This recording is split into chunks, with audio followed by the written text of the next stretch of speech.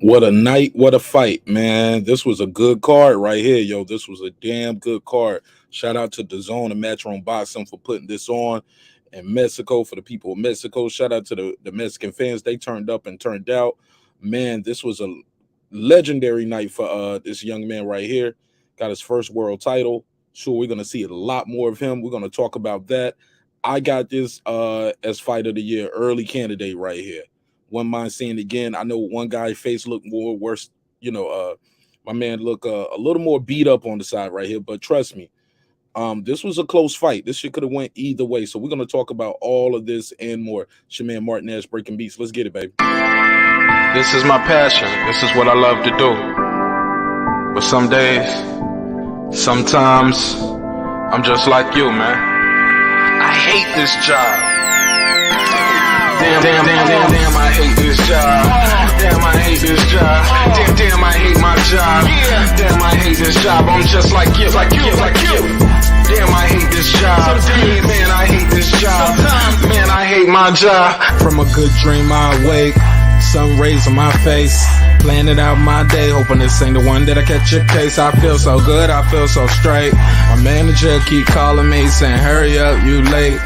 Hurry up, you lay off. Yo, man, I hate this job. Man, I hate this job. Been trying to play it cool, but it's hard to play it off. I've been hanging on to this bullshit, cause my car still ain't paid off. I know I'm on my way up. My boy just got laid off, so y'all, man, I hate this job. Man, I hate this job. These hoes here so ratchet. These niggas here so sneaky. Y'all don't even really pay enough for y'all to only pay bi-weekly. I'm trying to double up my cash. Take this job, shove it up your area. Yo, man, I hate this job. Sometimes I wanna say, walk in and slap my boss. This shit is getting hard. Damn, I hate this job. Gotta make it out of this struggle, bruh. And I don't really mean to take it out on you. You just a customer, but damn, I hate this job.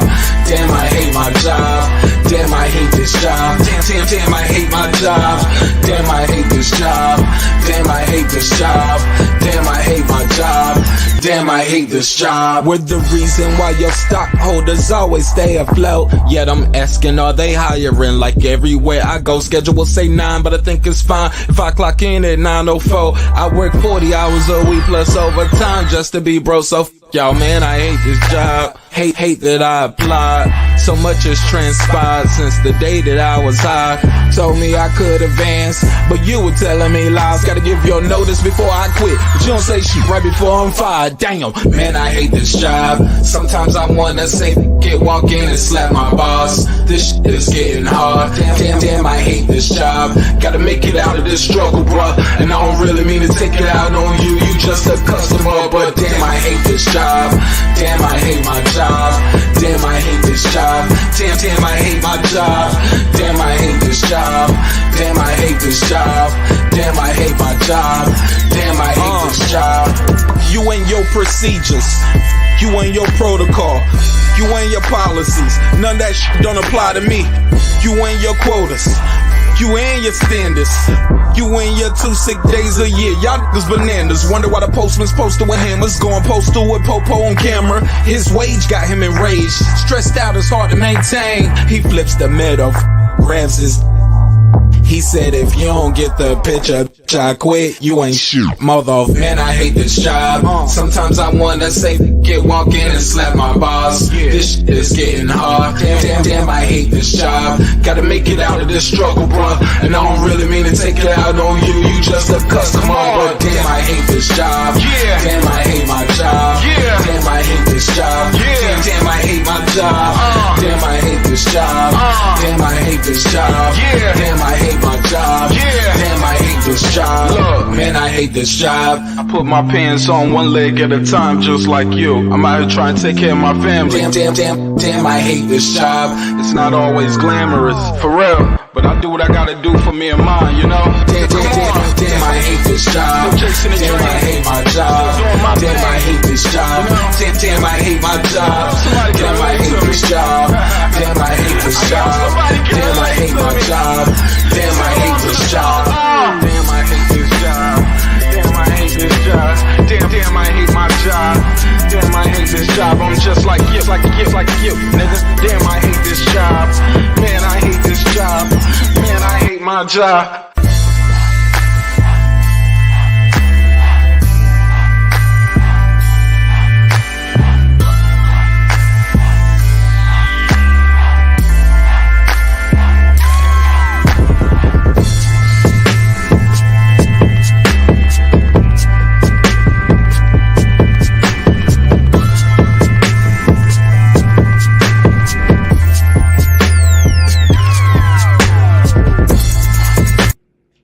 The views and opinions expressed in this program are those of the speakers, commentators, experts, and or the host. They do not explicitly nor necessarily reflect nor represent the channel's policy or the views held by the channel or broadcaster. The broadcaster or its channel cannot be held accountable for all or any views expressed during the program. Basically, if I didn't say it, don't come for me. You come for the person who said it. And please don't sue me for somebody else's words. With that said, let's start the show, motherfucker. This that squad sound.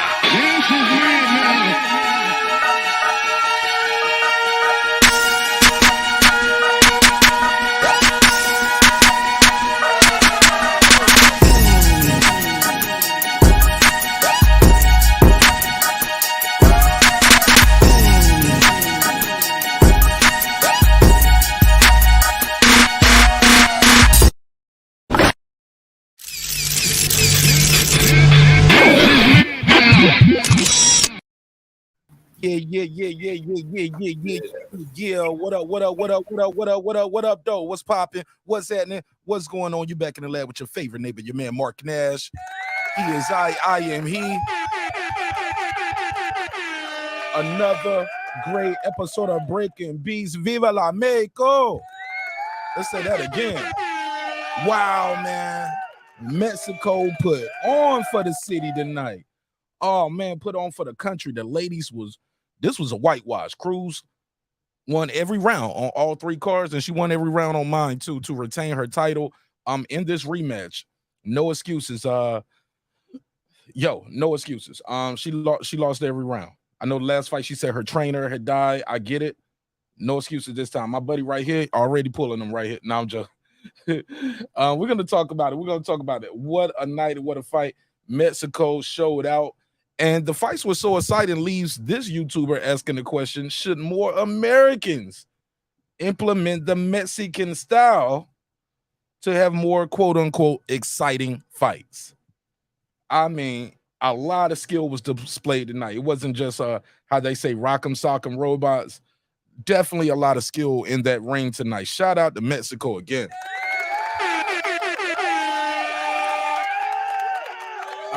What a fight! Shout out to Mexico. Talk to me, Clips. What you think of the event, man? Your mic's muted. There you go. Okay. Yeah, I actually didn't see it. That's why I'm tapping in to see what's going on. Glad to see that it was a great fight card from what everyone's saying, and I'm excited to hear about it. Now, as far as your question or the greater topic of the show, wow, that's interesting. I know this is going to be a great show. And you said that Mexico showed out tonight. That's great. Real briefly, not to change the subject, shout out to the country of France who showed their whole ass for the UFC earlier today. That Gano Tui fight was great, and all the fights I've seen. So shout out to all the countries showing out and showing their national pride the right way in the ring or in the octagon. Yeah, man. Great night of boxing. Shout out to Breaking Beats. That's what we at, Rob G. Hey, Rob G, why you keep shouting out that other channel on my live, bro? Like this is like the third day in a row. I mean, you know you my man 50 grand, but like you kind of, yeah, why we doing that, Rob G? You know we don't do that over here. Rock with me. Yeah, you know where you at. Breaking Beats, homie. I don't even know that guy that he always shouting out in my chat. Like, I don't want to delete it, but I'm probably going to delete it. Like, what we doing here, Rob G? Come on, man. I don't want to put you on the spot, but keep doing that. Like, he said, because he just passed this week. Okay, I'm sorry. God bless the dead. I didn't know him, though. And I didn't know he passed. Yo, you was trying to set up us to do an interview, too. Damn, I didn't know he passed away. I wish I would have got to meet the brother. Rest in peace to the homie, though. Rest in peace. Yes. Condolences. Okay. Yeah, I get it, though. Add some context to it. Like, RIP to Lookout. RIP to the homie. Damn, he ain't died no car accident, did he? I know he did racing. He didn't die in a car accident, did he, Rob G? He said, but if you don't want me to, it's all good. I'll dip out or I'll call in. No, it's all good. Like, you can be here. I just, I don't be promoting other people's channels in my lives. Like, why? Especially if I don't know him. But if he died, I get it. RIP to the homie. But did he die in a car accident?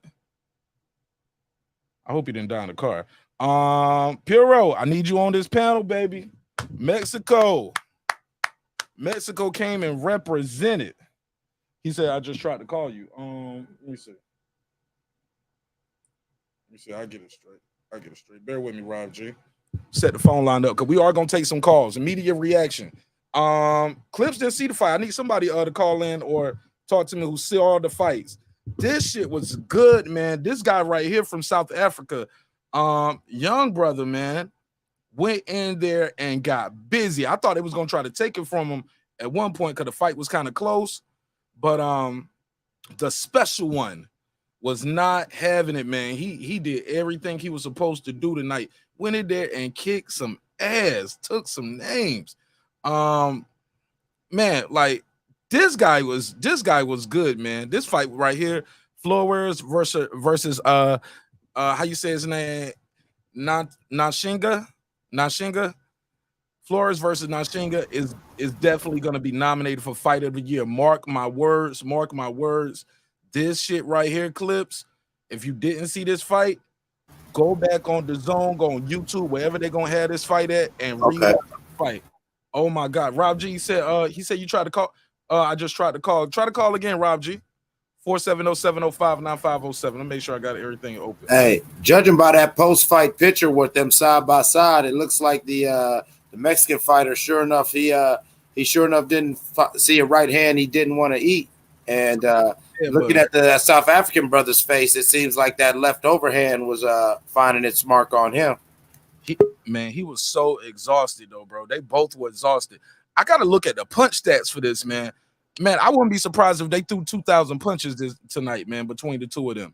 Like, it was nonstop. The whole card, the whole damn card. Mexico, Viva la Mexico. Mexico put on for the city. What's up, Rob G? Yo, what's up, Mark? What's going down? Yeah, man. Sorry for the loss of your friend, bro. I didn't know, man. Yeah. No, because I noticed last time I put look out, you said break a beat. Absolutely. I was no, most definitely. But no, I didn't know he passed away. What happened to him? So he died in a motorcycle accident. That was what my worst fear was right there. Yeah, man. So I kind of just do that as a it's almost because I'm not trying to shout out his channel, but that's kind of like I get it. It's kind of like a greeting, bro. Like every time he would greet someone, say, "Hey, look out!" So it ain't really like, trying to shout out his channel because obviously he's not even here no more. So it's just it's so when I come in, I just say, "Hey, what up? Look out!" And so that's really all it is. Because the real talk, bro. I was watching his channel for about a year and a half, probably a little bit longer than yours, and I never met you before, but I fucks with you. So you know what I mean? You can really fuck with people through this digital world. So that's really all I'm doing is I'm just, like I said, just paying homage. So I ain't trying to shout out no one's channel, but good, bro. Real talk, man. Yeah. No one even really knows what that is. Only you do, because we tried to set up an interview, and I wish we would have got that shit set up. But man, unfortunately, you know what I mean? So hey, that's what it is. But I don't want to sidetrack off that, but no, it was a good night of fights. I caught a little bit of them because I was kind of doing some other stuff, but yeah, man, exciting. Yeah, that's all I got. Man, did you see Flores versus what's the young man on the new champ? Not how you say his name. We got to learn his name. Nashinga from South Africa. No, I didn't see that one. I was doing something else at that time. Possible fight of the year, bro. Like they had like how many like 3 or 4 title fights on this card tonight, and they fought in Mexico. Come on. Yeah, I noticed that. I said, damn, I didn't even realize there was all these champions fighting on the card. And I can't even remember the last time they did a card in Mexico, but that's dope. Man, salute to Mexico, man. So I got a topic on the docket. I know it's gonna make some of my brothers mad. No, but hey, yeah, I got an answer for that. Talk to me. So I think as far as that goes, because you said something about should black fighters change to Mexican style. In my opinion, man, I think all that every time you bring like race into this shit, I think it's a bunch of bullshit. I think just fight how you feel comfortable fighting, and what you think is gonna benefit you, regardless of your race. Like just fight your fight, and fuck all that race shit. So that's the way I look at it. But in this climate we are, it's not just about winning. Like, you need to look exciting. You need to put asses in seats. Yeah, most definitely. I agree with that. I'm just referring because you had listed black fighters, so that's why Mexican style. So I'm referring to that. I'm referring to the title. You know what I'm saying? Yeah, because the African American style is considered more of a quote unquote, I guess, slick style. That's why I put it in quotations too. Mexican style and more exciting fights. Well, I think that's just all like. I think that's just haters that like a certain style, so they're gonna hate on certain styles. So you might have people that like the slick style, and they might call Mexican style rock'em sock'em. Then you might have people that like the Mexican style, they might call the slick style running. So it's all just a way to go against whatever style you don't like. I think there's all different styles. There's different ways to do it. Just do what benefits you and what you like to do. Fuck all that race shit. That's the way I look at it. My man said it's 5:19 in the morning over there. He said, and I'm awake as fuck, ready for another. He said, what another great card from the zone. Absolutely. Yeah. I kind of in a weird way, I agree with Rob with very little caveats, if any, because I do think that it's more. These are more like dog whistle words that we like to use for when we watch the sport, because we've seen Mexican fighters be technical, but maybe because they're Mexican, it's still viewed as pressure fighting. But no, he wasn't going in there Billy Goating and just chasing dude down. He was actually fighting a fight, but he was given a high punch volume. And then we've seen black fighters who give a high punch volume, but he's still very skillful. He's still let's call it Mayweatherish, and he's not going to get hit in return in a lot, to where all these people who want to see a Mickey Ward or Turo Gotti style fight where they just sit there and try to kill each other, like, no, you're not going to see that. And so the first thing they want to do is they want to try to make it racial and be like, well, this is a Mexican style or this is a black style. I agree with that comment that Rob G said. It's like you have your different styles and your different fighters. But Clips, I didn't invent the term Mexican style. No, you style. didn't. Yeah, what's up, Anthony Alexander in the building? Anthony Alexander, welcome. Hello, sir. So Marq Nash. Talk to me, man. These fights, Anthony. Yes. Straight out West LA. Let's go, LA. Yes, sir. I feel like black style is every style. You got from Devin Haney to Deontay Wilder to Gervonta Davis to Andre Ward. You have all types of different styles. And it might sound a little arrogant, but I feel like the black fighting style is every style. It's the best style. Because we got brawlers today and we got technical technicians. I mean, Interesting. Fight of the night for you. Fight night was I was on UFC, unfortunately. Okay. I saw the highlights of the Mexican War. I love that. And I just feel like pick your poison. If you want brawling, holla at Deontay Wilder, and people love to criticize his style, but I feel like it's kind of a Mexican style, which is all guts glory. I gotta put a case, bro. All right. That seems like his more Deontay style. Seems like his. I don't see the pressure. The Mexican style in Deontay Wilder. I see one punch. I'm going for one kill. You said Deontay Wilder has a Mexican style to you. Describe that to me. I didn't say he has a quote unquote style that is rough and rugged and just goes straight to you. That's what I feel. And I don't say Gervonta is Mexican style. I don't believe any of these fighters Mexican style, but they have that aggressive style. So I mean, it's not just all black fighters aren't just like technicians, even though that's really good. Maybe Sean Porter has more of what we would call a Mexican style, right? There you go. But he doesn't have any pop in his hands. But it's Sean Porter. That's actually a good call, Mark. Good call, Sean Porter. Yeah, there you go. Talk to me. I got my boy HLD in the building. HLD, what up? What's going on? What a night, HLD. Man, I wasn't expecting this. You know what I mean? It was not promoted as what it was, man. It was a great night of boxing. Hey, this is off topic, but hey, I really like HLD's logo. That shit's dope. I appreciate. It didn't always look like that. He upgraded a while ago, and I told him as soon as I said that shit is fire.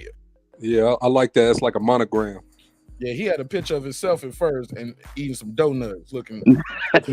No, man, it was one of the black and white with just black letters. Nah, I'm fucking with you. But HOD, go ahead. So we was talking about the topic on the docket. You know, Marq Nash, what they're gonna say, you always making it racial, huh? You got a little racial. I like a little racial conversation in every now and then. And avoid it. They call it Mexican style, right? It's called a Mexican style of boxing. I mean, it's a regional style of boxing. You can say that. You know that they predominantly use that pressure style of fighting. Do you think more Americans should implement that style to have more exciting fights? I know you was if we're talking about exciting fights, look at this. This was not like a superstar studded card, but they made it fucking exciting. I mean, who everybody was loving this shit. You know, I mean, here we are. We're talking about a card that was not promoted. We're acting like this was one of the $75, $80 pay-per-view cards, and it wasn't.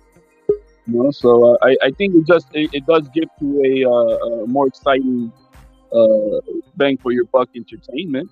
But as far as I mean, I don't know where we're trying to compare it to, because I mean, if we're comparing it to Devin Haney, Mayweather, he was a slick fighter, but that motherfucker boxed your ass, right? Or Pernell Whitaker or Sugar Ray Leonard, and these are slick fighters. Now, if you're trying to, Pretty Boy Floyd was a beast. He was a beast, right? And even post, he was still, fucking counteract you. He'll fuck you up, right?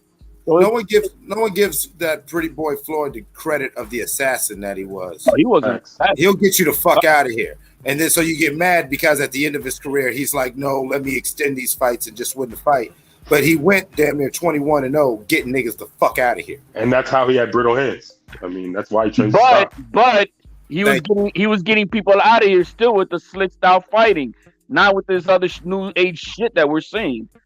See, he was in the pocket, but that was the sweet science of boxing, not this modern day bullshit now that we're seeing with this new generation. I mean,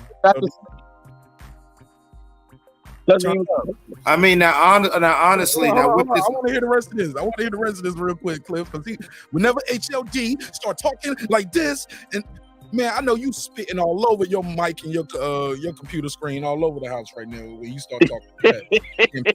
Like, motherfucker, he ain't got no power. I was like, oh man, HLD about to start spewing green shit. No, I'm just saying that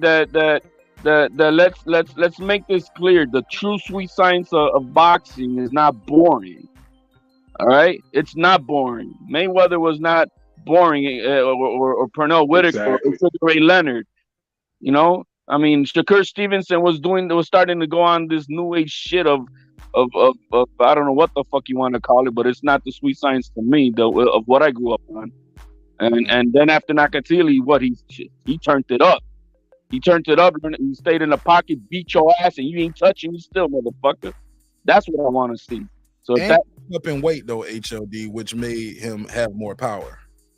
No, that was not about power. That was about staying in the pocket, not running.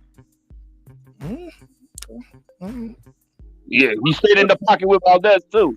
So I mean, it's just all right. I'm gonna implement my real skills, which is what he's got, instead of running around. No, I really want to see that. Yeah, I like Shakur Stevenson. I think he's a good defensive style, but he also throws combinations, and that's one thing I really like to see.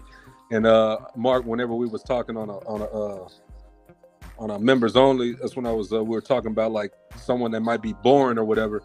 You know what I'm saying? I just like to see combinations. I like to see people throw hands versus just jab, jab, jab, jab. You know what I'm saying? Like, and I think Shakur does that well. Okay, I got my boy Puro here. Puro just got here. Puro, Viva la Negra. Yo, what up? Man, Yo, what up? What up? Mexico showed up tonight, man. Yeah, man, there was some good fights on there, man. I was entertained by all of them. Yeah, I didn't watch the women fight. I'm not a huge woman boxing fan, but I heard it wasn't that good though. I was hearing some channels, but some channels I don't know what they're looking at. Man, it was a one-sided ass whipping. Well, there you go. So it was beautiful boxing by Cruz, though. She looked amazing. There it is. Claimed her title. That was a rematch because I believe the sister she was fighting. Her trainer died last time she was prepping for this fight. She went into that fight without a trainer. He was actually in the hospital on his deathbed while she was fighting. So she said she wasn't in it. She had Sugar Hill in the corner tonight, and it didn't make no difference. She got an ass. Well, she's also like an old chick. I think she's like 39. I heard. She 40, shorty. Yeah, 40. Yeah, she 40. She's the Triple G of female boxing. Yeah, I was surprised when they said that. Yeah. I'm gonna go by the words of Lou DeBella. He said, "Put both those girls at the same time in with Serrano so she could smoke them." We'll see. Let me ask you. We just saw Serrano lose. Yeah, that was a rob. Some people say that she won. I didn't watch the whole fight because I was at the Shakur and Valdez fight, but it was entertaining a little bit. I'll tell you what. It was an amazing fight. But anyway, we're gonna get off topic though. Yeah. So Piro, the question I got for you right now. Shout out to Matty Yoel.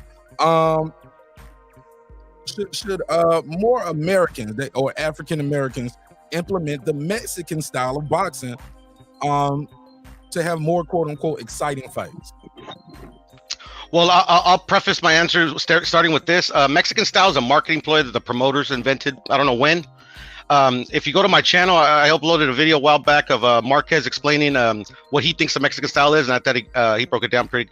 He was on point the way he broke down the style. But yeah, I mean, yeah, like I said, it's just a marketing ploy. Like literally, like what I would say, like think the Mexican style is, it's like a never quit. Entertain the fans. Obviously, like Mexicans, I've always liked to entertain their fans because they fight for their fans a lot, and but yeah, I've never liked the I just don't like it now because of the way it's just some people equate Mexican style, which is like Rock'em Sock'em Robots. I forget somebody was saying that, but it's a lot more. There's a lot more nuances to what Mexican style is. But Errol Spence fights a quote unquote Mexican style, so I mean he's American. Body shots. Well, the guy that won tonight, I think, with probably the fight of the year, Nashinga was, he was fighting. He was fighting toe to toe with Flores, and he won tonight. You know what I mean? Yeah. Flores made him fight that way. Trying to separate, and he had his best moments when he could jab, right hand, when he can do some slick shit. Flores kept closing the distance and wouldn't give him a chance to do some of that. Shout out to Mexico, man, drinking a Corona. Drinking a Corona, sipping some tequila, man. Let's go, Mexico. Shit, I'm hyped about these fights tonight, man. Mark is such a fanboy. Look at him. All he needs is a sombrero. That is no. For the rest of the night, no, Mark. For the rest of the night, your name is Marquez. Marquez. Marquez de Santiago. Cultural appropriating. I say. I know, bro. The trolls are going to start coming in right now, Mark. It was like, look at this nigga doing anything for food. Man, I ain't gonna lie. I started to put on my green Drinks Require You sleeve shirt with the Mexican color hat, the Aerosmith's Mexican color hat, but I didn't want to wear the Aerosmith's hat. I'll tell you this though, true Mexican, if you don't make fun of our culture and you like honor it properly, man, they ain't tripping, man. Man, I've been to Mexico several times. I always get treated good in Mexico, all the time. Yeah, man. Yeah, they're hospitable people. I agree. All right, so by the title, yeah, there we go. It's Marquez, not Marcus, not Marcos. Oh yeah, it's Marcos or Marquez. Yeah. Yeah, no, go ahead. But you said the Mexican style basically is a media ploy, right? Exactly. Do you think this is set up to cause division between countries and I guess races? It has caused division. To be honest, Canelo and Triple G is a perfect example because that's how they marketed Triple G, so that it has caused division. But at the end of the day, I mean, like if you truly understand that it's just a marketing ploy, I mean, like me, I don't, I don't like it sometimes, but I ain't tripping either. You know what I'm saying? I mean, in Puerto Rico, you had Hector Macho Camacho, who basically was a slick style fighter, and then you have Tito Trinidad, who is a pressure fighter, right? So I mean, is you know, I mean, is it a one area of race thing that they thought that was? Or just, you know, different people? Started kind of muffled. HLD, fix your mic. I mean, Canelo fights slick. You know, he's Mexican. You know, so I mean, you know. But people don't like him though. You said people don't like him in Mexico. Yeah, but that's, I mean, there's it's not just because of that. You get what I'm saying? You know, there's a lot of shit that goes into why you know, the Triple G promotion was one of the reasons, you know, why they don't like him and stuff. You know, because they're like, oh, you know, you get what I'm saying? I mean, I don't know, like people are weird. You know, anywhere in the world you go to. You know, I don't know why they like a dude and why they don't like another dude. You know. It's weird, but yeah, but I mean, not just Canelo though. In the past, there's been, I forget if it's Gabby or Orlando Canizales. I mean, I think he was Mexican American, but he was like the personification of slick style. You know, it was really good too. Yeah, man. But I was gonna say too. I mean, there's some form of boxing can be boring, you know, at times, you know, but also that also depends. Sometimes you're kind of so equally matched that like literally they kind of cancel each other out, and you could be in that type of fight where it gets boring. You know, because I say Floyd was born in some fights. Let me go to Frank real quick. He just got. Let me get his opening statement. After that, we pass it. Frank, yeah, welcome go back. ahead. Frank. I didn't run thank you today. Thank you. All right, welcome back. I didn't run you off, so you still rocking. That's okay. You kept me on.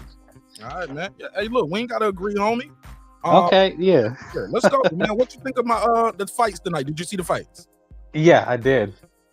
What's your take? Okay. Well, if we're talking about Mexican style, I want to say it's a stereotype, but it's born out of truth. If all stereotypes have some type of truth attached to it. So having grown up in the Mexican gym, you know, we weren't allowed to clinch. They would rope the ring off in half. You had to sit and bang. There was no clutching. There was no grabbing. And people were insulted when I told them that we didn't clutch, and they assumed that we didn't know how to box. But it comes from temperament and teaching. Okay, so did you see the fights tonight? Yeah. What you think of the fights tonight? I thought it was the last one was a great fight. The women's fight I really didn't pay attention to, and the other little guys were slugging it out. It's all action. I mean, what more do you want? Right, man. This was quote unquote Mexican style or Mexican boxing at its finest, right? So is that an offensive term when you're saying Mexican style? Is that offensive? For me, no. And here's the reason. Are you hold up. Go ahead. Are you Mexican though? I'm Latino, yeah. Okay. And no, it's just the way we grew up. That was what they taught in the gym. I was actually more of a slick. I wanted to be a slick fighter, to establish my jab, and I was kind of isolated by the hardcore Mexicans. They don't respect that.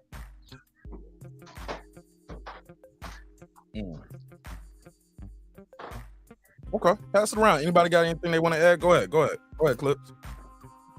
I mean, mind you, that to be a slick fighter, you also have to be having the natural talents of skill. You know what I mean? And if you're flat-footed, I mean, hello, you're not going to be able to be a slick fighter. So it all depends on what are your attributes, what do you got to be able to implement it.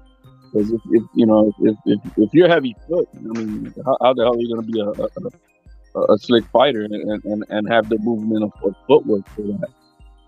So it all depends, I think, on your natural abilities and which way it leads best for you. Yeah, and as you say that, who comes to mind is Teofimo Lopez, and before him there was a guy, Hector Camacho. Hector Camacho had a really slick style. Super they compared to African American. Like Teo, he gets compared to an African American more than to a traditional Latin fighter. By who? By boxing pundits. Really, I never heard that. That's my first time I ever heard somebody say that. What would you consider Teo's style then? He was doing the Ollie Shuffle. Puerto Rican style? No, I'm actually capping a little bit right there. To me, I was going to say, it goes down to coaching. It's just, the different coaches from different parts of the world teach their teach their form teach their own style to their fighters. American here in the United States, they have coaches, especially like in different parts of like here in LA, they teach a different style than they teach in New York, if you get what I'm saying. And then also a good coach also has to recognize, almost going to what HLD was saying, they have to recognize what you do well and what you can't do, and then build your style around that. You get what I'm saying? For sure. Go ahead, Clips, and then I'm gonna go to Hap. I think Hap got a coach. No, I was just getting ready to say that in my experience, Mexican style just basically was more of a mindset than actual a real style, because as the I believe Frank or whoever was alluding to, and a lot of those gyms in the Southwest where that was predominantly coached and going to by Mexican people and from the neighborhood, they did things like that where now you ain't allowed to clinch. You got to, there's very little clinching, if any. Bell to bell, keep them hands going. Like, as somebody trained there to be them exercises where, you're just swinging for 7 minutes straight. You know what I'm saying? They want you just, keep them hands moving and there's not too much ducking, but there is skill. There's still footwork. There's still head movement involved, but that able to fight in the phone booth. To stand right there in chest to chest with this person. And no, I'm not moving. I'm going to make you move or make you back up because I'm not giving ground. That's more of a mindset. So to associate that mindset with a country only attests to that country's commitment to the sport, how they really embodied as a country that mindset of, no, I'm not giving ground. And so you see it in so many of their fighters.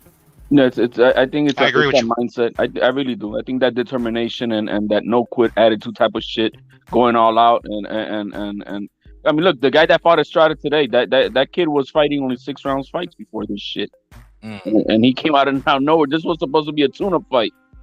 It was no damn tune-up fight. You know what I mean? Wait a minute. Somebody got beat by their motherfucking soft touch. Nah, he didn't get beat. He won. He didn't get beat, but he won.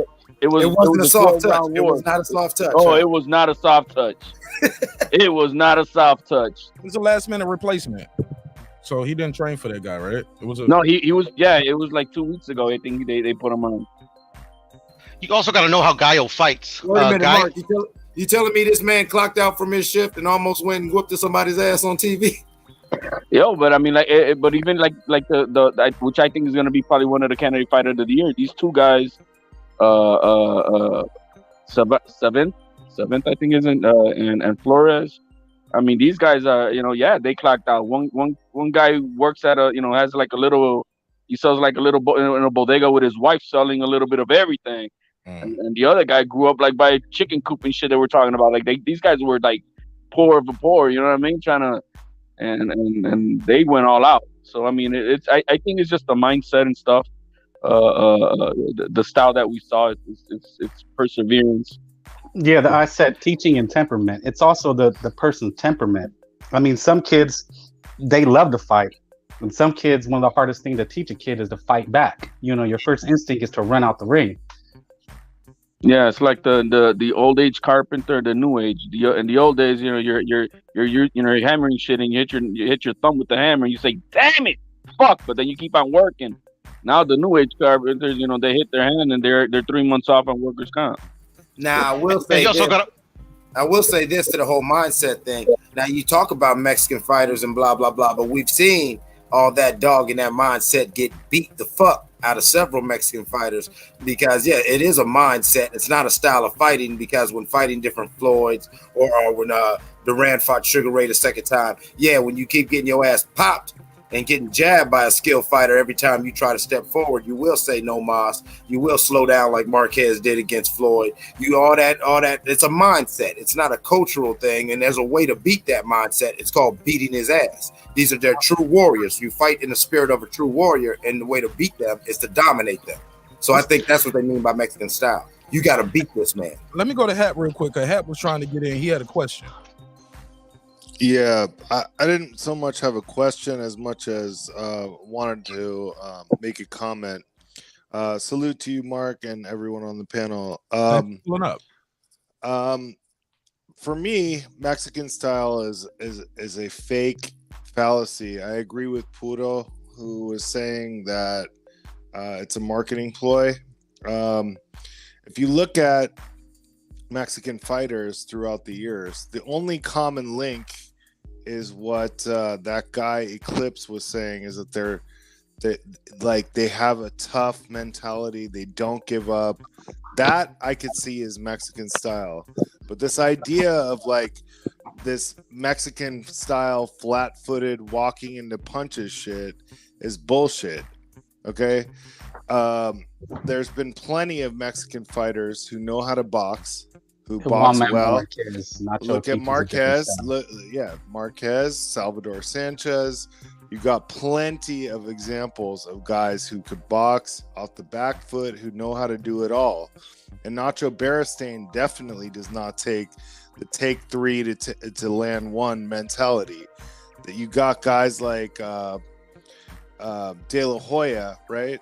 When he fought Trinidad, now you tell me in that fight who was fighting Mexican style. I'll wait. Because De La Hoya was the Mexican and Trinidad was the guy lunging in and trying to take punches. Very great example.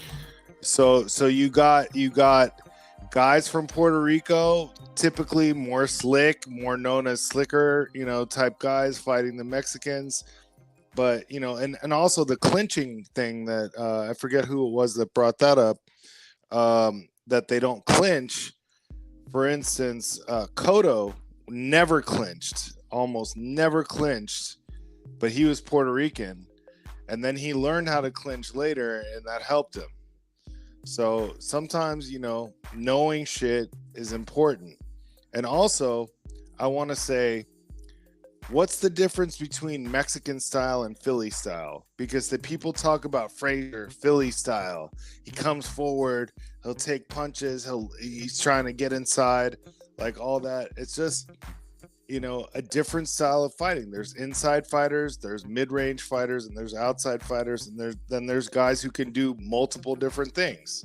So, breaking it down based on a race or nationality, to me, is bullshit. There were slick fighters before white guys like Benny Leonard, who were slick as fuck, before Sugar Ray Robinson, dancing, jabbing, moving around the ring.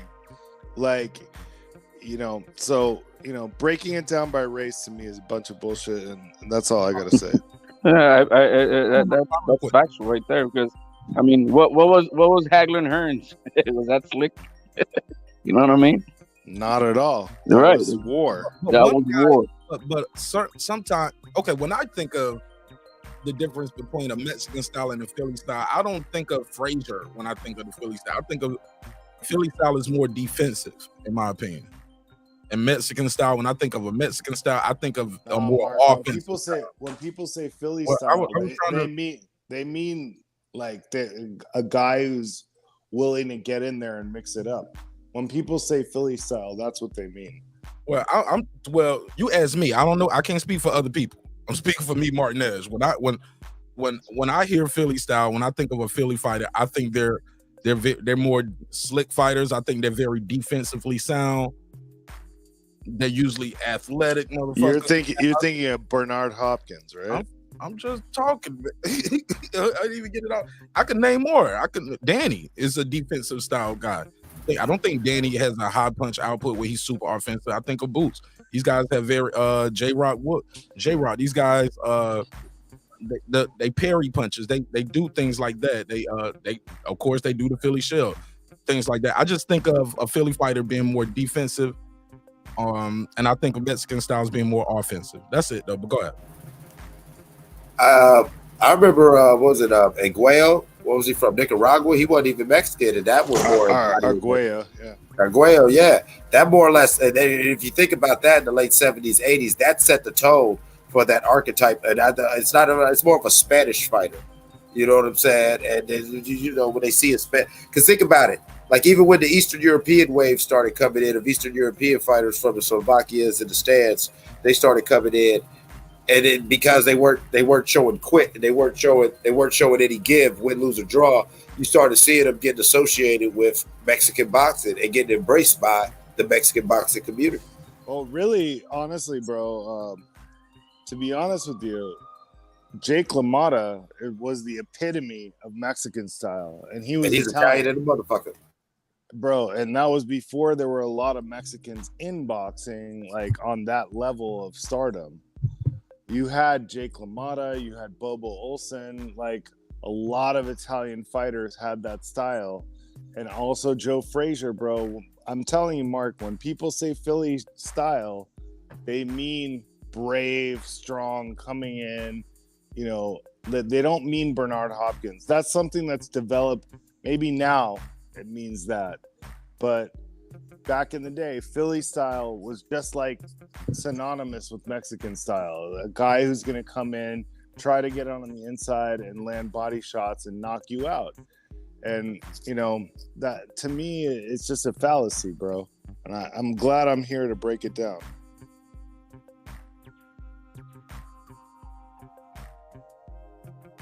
Go ahead, pass it around. Oh, let me do this super chat real quick. Juan said our grandfather taught us the Mexican liver shot, but taught us the sweet pea, Vernon Forrest, and Floyd Senior style. Hurt and move, hurt and be slick. He said we are 6'1", so he taught us to use our length. All right, let me give him the drop for that. Appreciate it, man. Thanks for supporting the show in a major way. A 10. Leave it on the screen for a bit. Go ahead, Puro. You back? Frank is still here. I got Heplo here. My boy Clips. I'm back. HLD. Yeah. But that's just me though. You know what I'm saying? When I don't know what other people think, but when I think of Philly fighters, I think of very athletic guys. They're very defensively sound. I think of defense.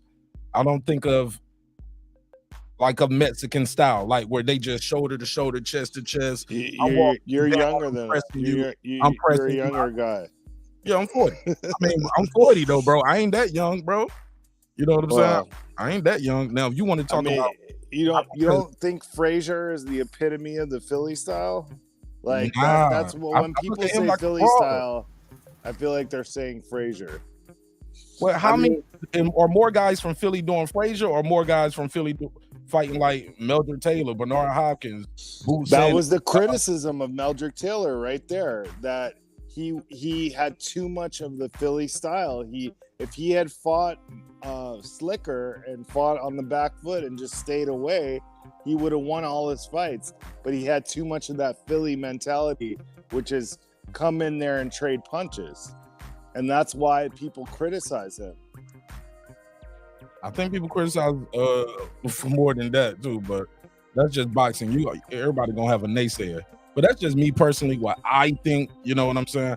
We'll pass it around though. Let everybody get their bars off. Go ahead. I agree with Haplo. That was one of his biggest criticisms, especially back in those days where that was actually not just Meldrick Taylor, but criticism of a lot of Philly fighters that, it's just, and then I think it's a bit of a stereotype, because in those days, more than today, it was all about entertaining. Even though like there was like a Meldrick Taylor that like defensively was always on point, offensively he was great, but like he also wanted to entertain. He wanted his fans to get his money's worth. But unfortunately, it could be to your detriment sometimes. Go ahead, pass it around. Go ahead, Frank. Okay, it's just as much of a fallacy for Philly fighters as it is for Mexican fighters. Like you said, there's Bernard Hopkins. There's, I'm gonna actually argue that it's a stereotype born out of truth, and I'm gonna keep stressing that. All stereotypes come from what are stereotypes? They're an exaggeration of the truth.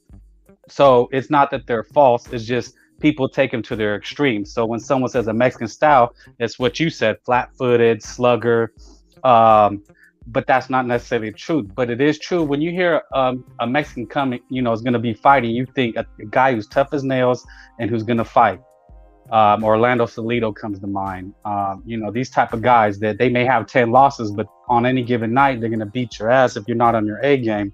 Go watch Salido, Juan Manuel Lopez. Was Soto Crass Mexican? I want to say he was a Mexican. Do you guys remember Soto He was Crass? Mexican. He was Mexican. And he beat Andre Berto. So that's what, when people say the Mexican is a guy who's going to go out on a shield. So I think it's a stereotype, but it's born out of truth. Now, when people say that, it's an exaggeration, but there's a lot of truth in it. And I think a lot of that might also just be a cultural thing, like I keep saying, about mindset, because, you know, not the stereotype or whatever, but you do have, you know, Spanish machismo involved in that. You feel what I'm saying? Whether you're Mexican, whether you're Cuban, Puerto Rican, or whatever, there is that pride factor. And listening to all the Spanish brothers talk about how they grew up or whatever, it's more of a pride. It's a mindset that's ingrained in them culturally, to where it's not necessarily a style of fighting. It's a spirit of fighting. Yeah, remember when Julio Cesar he quit? They just pelted him. Mexicans don't take that shit. He broke the cardinal rule. That is the cardinal rule. But a Mexican crowd is Puro. Say it again, Puro. I said he broke the cardinal rule, but eventually they forgave him because, you know, he was at the end of his career, all coked out and shit too at that time, you know. But still, they gave him hell, because that's like the cardinal rule of a Mexican boxer: never quit. Right. Like I was saying earlier, the whole thing is about like growing up and being in them gyms. It was like, yeah, you can beat him, but you're going to have to beat that man. You're not going to like that. In my mind, that is what Mexican fighter means. You know, you're going to have to beat him. There's no, I'm going to point him out and look pretty. And that's what made Floyd and when the early parts of Adrian Broner's career looked so slick, that they're pointing out and just styling on all these Mexican fighters. Because usually with a Mexican fighter, no, you're going to have to beat his ass. Because you start trying to style on him, he's going to keep coming forward and get you cornered and just start tickling your ribs and breaking all that shit down. Like they said, in their culture, they have a mindset that the Philly style boxing, all like that, it's real easy to break, get them on their back foot. And I also wanted to point out, which I always thought was pretty interesting, is that American fighters, fighters in general, respect Mexican fighters a whole lot. To me, the two of the best American fighters that I've seen is Floyd Mayweather and Roy Jones Jr. And both of them grew up looking up to a Mexican fighter. You know, and they adapted, they added the style of their favorite Mexican fighter in their own styles. Yeah, and another one is Shane Mosley, because, you know, he grew up in L.A. and the story is that Shane Mosley learned well, he called it power boxing, but he used to go to all the Mexican gyms and get that work, and that's how he became so famous in L.A. You know, the Mexicans adopted him, wanted to see him. Pomona, California. And that's just a thing. Like, you know, when you run, like, even like street level, running them fades, you know, you do that, okay, you run a fade with, you know, a cat from the barrio, you know what I'm saying? It's like, no, you've got to beat him. You've got, ain't going to be like fight to where you start getting your shit off and he's breathing heavy talking about, nah, I quit. Because like Puro said, culturally, the mindset is, nah, you got to go out on your shield. Like they respect you more. Cats who really, their name became smut back in the barrio because, yeah, they turned curve. Mario Barrios, he was more of a boxer than me. He never was a brawler, but you know, in that atmosphere with they fight in Texas, didn't they? Because he's from there. Mario Barrios, Tank Davis. He's from Texas. I believe he's fought in Atlanta. I was there that fight. Oh, okay. I'm sorry. But you know, Mario Barrios, you know, he was pumping that I'm Mexican, I'm Aztec warrior. He sold the shit out of that. And he had to go out on his shield. It's the easiest way to promote yourself in boxing. You know, do something that has to do with Mexican. And then another thing about that culture is that's so beautiful is when they do that, when a Mexican fighter goes out there and fights like a true Aztec warrior, win, lose, or draw, unlike with black fighters and fighters from other cultures, they can take that L and their careers will take off with an impressive L. Yeah, look at Pitbull Cruz. You know what I mean? He's after a loss, he's like super elevated now everywhere. Because well, some people thought he won that fight. That's why, because that's why that matters too, right? It ain't just going there and getting your ass kicked. Some people That is true. want that fight. But I had a question about what Puro just said. Puro, you just said something about What's up, brother? What did you just say right before clips came in? You said something about when you said about the promotion. Like the easiest way to promote is do like wear a sombrero or something like that. Because it's a rabid boxing fan base. So so the promoters try to tap into that. So do you think that's like some culture vulture shit? It depends on the situation. Like if you're not fighting a Mexican fighter, yeah, that sounds like it's a cultural appropriation shit. No. To be honest, even if you're a Mexican guy, no. I'm just saying. We'll go. I'm sorry. Or like even if you're Mexican American and stuff like that, but you didn't represent America in the amateur games. You didn't do that.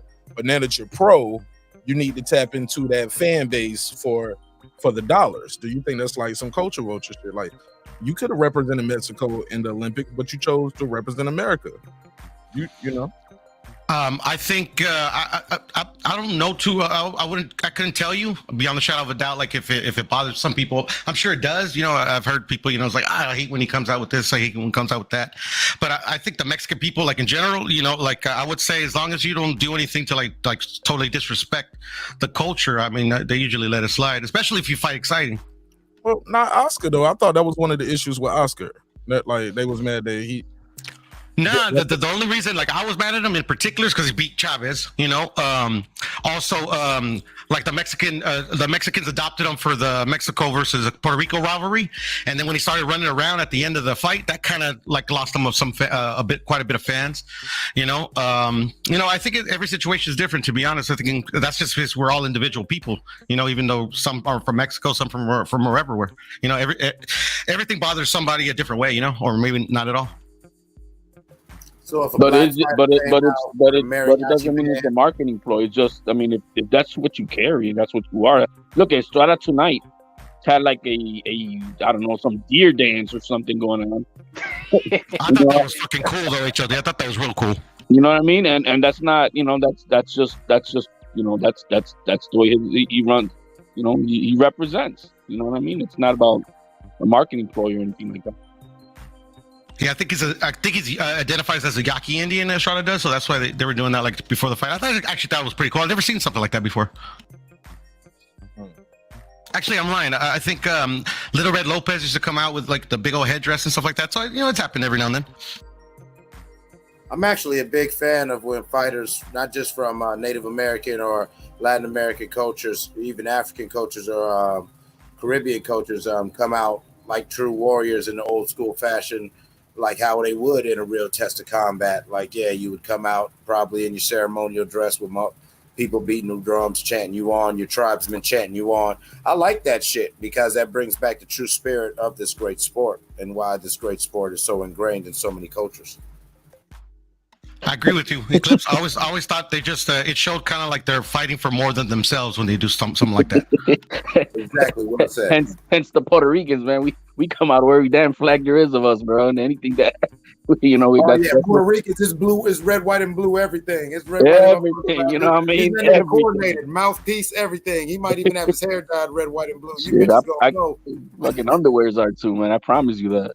You gonna know he's a Boricua when he walk in this bitch. Goddamn, he ain't saying shit. You ain't even got to hear the bachata music. As soon as you see him, you gonna be like, "Oh, that's Poppy."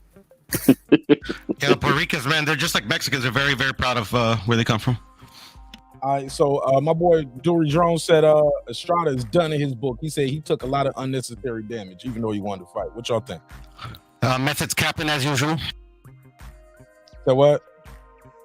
Now I'm saying Method's capping as usual. What you mean? Why you say he capping?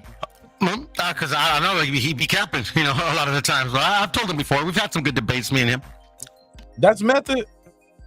Yeah, that's Method. George, I did not know that was Method this whole time, yo. That is crazy.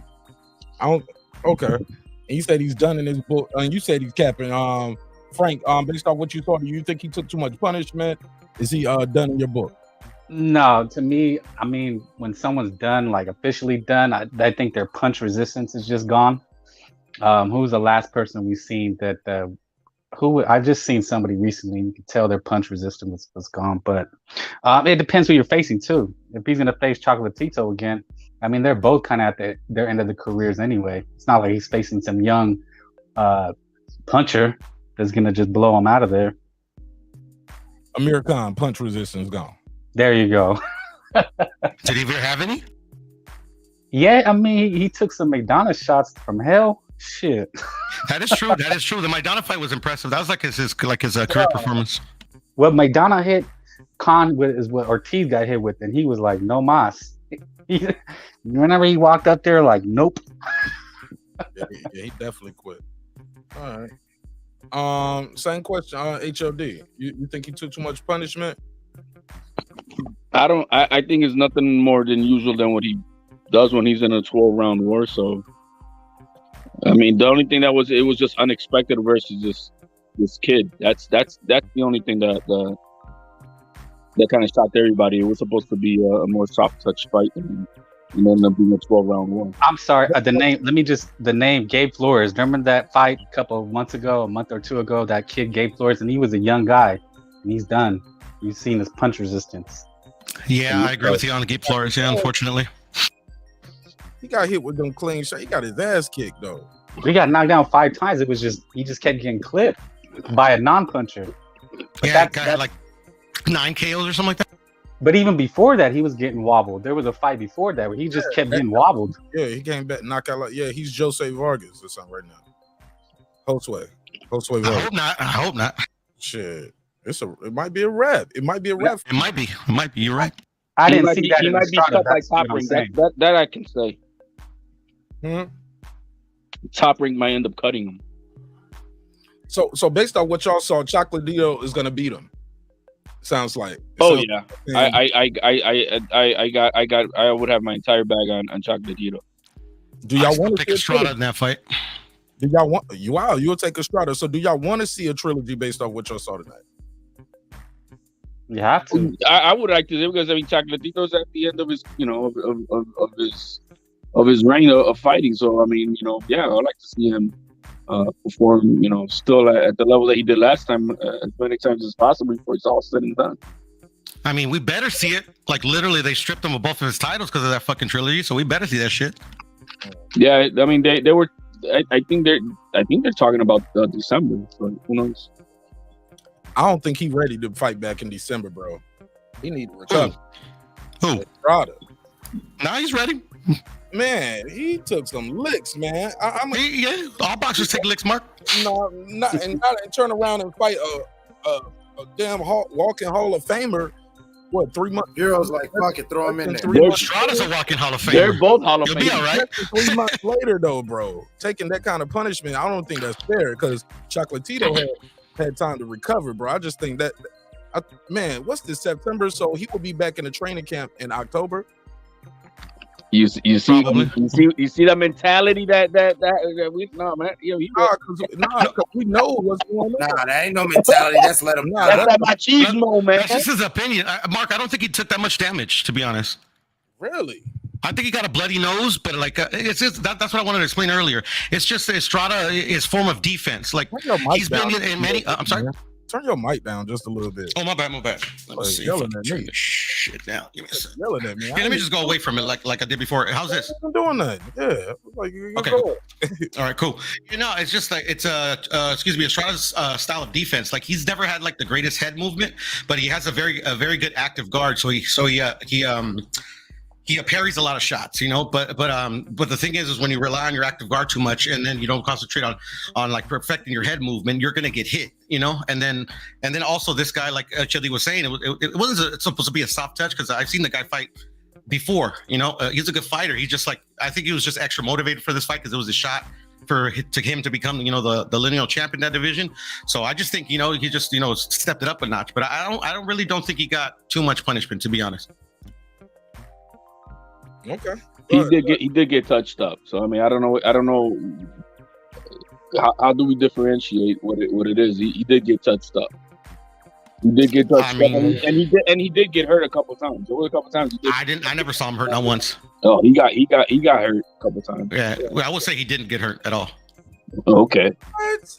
I mean, that's what I would say. You're saying that he did, so like, who's right? I mean, you know what I'm saying? The visuals don't lie. Yeah, I know that. You saw the same fight I did, but you say that he got hurt. I say that he didn't. Right, you said Canelo beat Bivol. I mean, beat Bivol too, though. Bro. No, I didn't. Canelo said that. Yeah, Canelo said that. I had Bivol 8-4, man. Man, you was up here capping last night talking about he won. Nah, man, I was speaking the truth. Well, I was capping a little bit, you know, because somebody has to be the voice. Somebody's got to be the voice of reason on the panel, Mark. Somebody's got to be the voice of reason on the panel, bro. You know,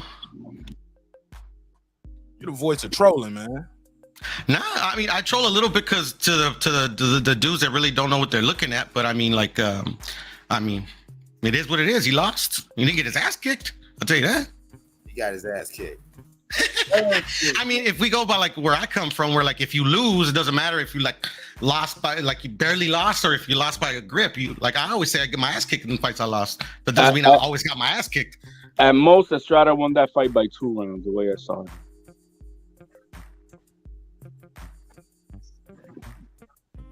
Hey, I got a question for y'all. Look, that's the other thing I had on the docket. How did y'all feel about that open scoring? Do y'all think we should implement that more, or are you guys not a fan of open scoring? I'll go first. I'll go first. For me, sometimes when you give open scoring, it takes away some of the anticipation at the end of the fight that the fans like. I like that anticipation and that you call out the scores. You call one score for one guy, and the winner. 114. It's a draw. Oh, you were like, oh shit, man. And then, you know what I'm saying? It's a good conversation. I love the build up and anticipation. Also, I think once you start telling those scores, you make a guy fight a different fight because he's like, oh shit, they got me losing. Or you make a guy say, man, shit, they robbing me anyway. He just start going through the motion and stop taking chances. Does that make sense? You just laid it out perfectly, Mark. You laid it out perfectly. I was going to say exactly what you just said. Yeah, it does do that. Unfortunately, we're looking for a way for it to be like fair, right? And there's no corruption going on and whatever. But it does change the dynamic, I guess. You know, so it's like a double-edged sword. Like what they're trying to do with that is make it as non-conspiracy type shit. Of robberies, but does it, change the dynamic, or does it really, Does it even matter? Or does it even matter? If they want to rob you, they can just say, "Well, I just saw like this anyway." Fuck it, you know what I mean? So I mean, here's the thing, though. I don't recall them doing it with all the fights, didn't I? I just thought they did it with the main event. Did I miss that? You might be right with that. Like, so if you're doing it for the main event, why not do it for the co-main and all the other fights? They wasn't calling the scores out for the other fights. But I had my TV on mute, but the only reason I found out that they had open scoring because the YouTube channel that I was listening to the fight while I was watching it said it. So I don't know about the other fights. Interesting. I honestly think that the slippery slope and the reason why it's not just universally implemented is like how you laid out, Mark, because we can see moments where the open scoring and in the spirit of full disclosure and openness can taint the process. You can see the crowd react, and the crowd can influence the judges even more than a snapping punch that doesn't really connect, but the dude reacts to it. The crowd reacted when they announced, he scored about whatever, or a fighter just saying, oh, damn, they really got me down 4 rounds. Fuck. But I do think that it might be necessary to just rebuild the confidence in boxing. Like, I think within about a year or two, we'd get used to it and the kinks can get worked out. But I think open scoring is something that probably will redeem sort of the integrity of boxing, because there's been too many fights where how many fights have we said, which judge scored this shit? One something to a 111. Like, who the hell did that? I think the better fix for it all is that I think that ringside scoring is bullshit. You cannot see everything. You're not at the right angle to watch everything. They should have these judges in a booth watching it all on camera like everybody else, where we could see every fucking detail specifically without missing anything and judging it better off that way. Because, I mean, when you're ringside at the angle that you're at, the ref could be in your fucking way, the cameraman, then yeah, the crowd and whatnot. So I think they need to get rid of the ringside scoring and having these guys, in a room where they can. Fix your audio, HOD. That's a Fix damn your good audio. point. You start sounding like you was too close to it or was womping. Say that last part again, bro. I'm just saying that if they were to have them in a closed room, watching it on video, it would help definitely watching the fight like we do, and be more specific into the scoring than maybe guessing, because I think a lot of times is they're not, there's angles they just can't see. They don't know what the hell's going on if their back's turned on to them and shit. So watching it like we do on TV would be a lot better for the scoring. I'm gonna tell you. Oh, go ahead. But that's it.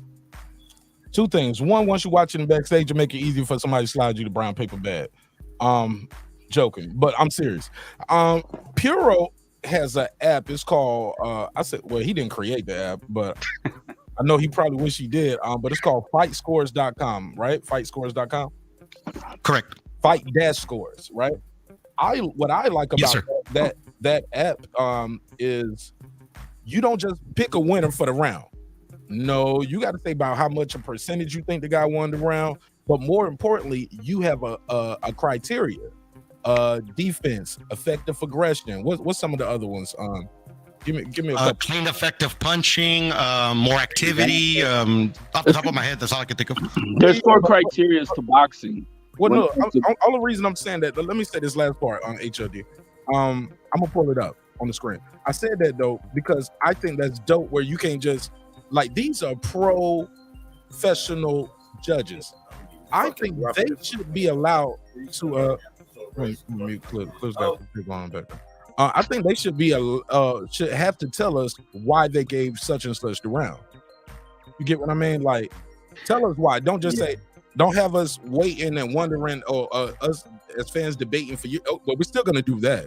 Still gonna debate and argue. But I want to see what you saw. Like, tell me what you saw. Okay, add some context to it. But just as you're saying that, what easily comes in my mind right away is that you don't want a judge to tell you those things, because then when these promoters hire judges, he's gonna pick the judge who's saying what his fighter does, even though they do it already, because they'll pick judges who they think will be more persuaded by their fighter's style. But if they came out and said what they actually look for, it would give you an insight, more of an insight up to who you want to judge the fight. But we do that anyway. Like, it's to the point now I can hear the judges. Like, perfect example was the Brandon Figueroa versus Cool Boy Steph. When I watched that fight and I heard those judges' names, I knew they had the fight for Steph, because I know their track record of the fight. I just know those things when that's why I said that. Well, just recently, and also the promoters don't hire the judges. Just recently in the Anthony Joshua and Usyk, all 3 judges were from and the ref were from the AJ versus Ruiz too. So they if they know somebody's gonna be more favorable to their fighter, they already know who to go to.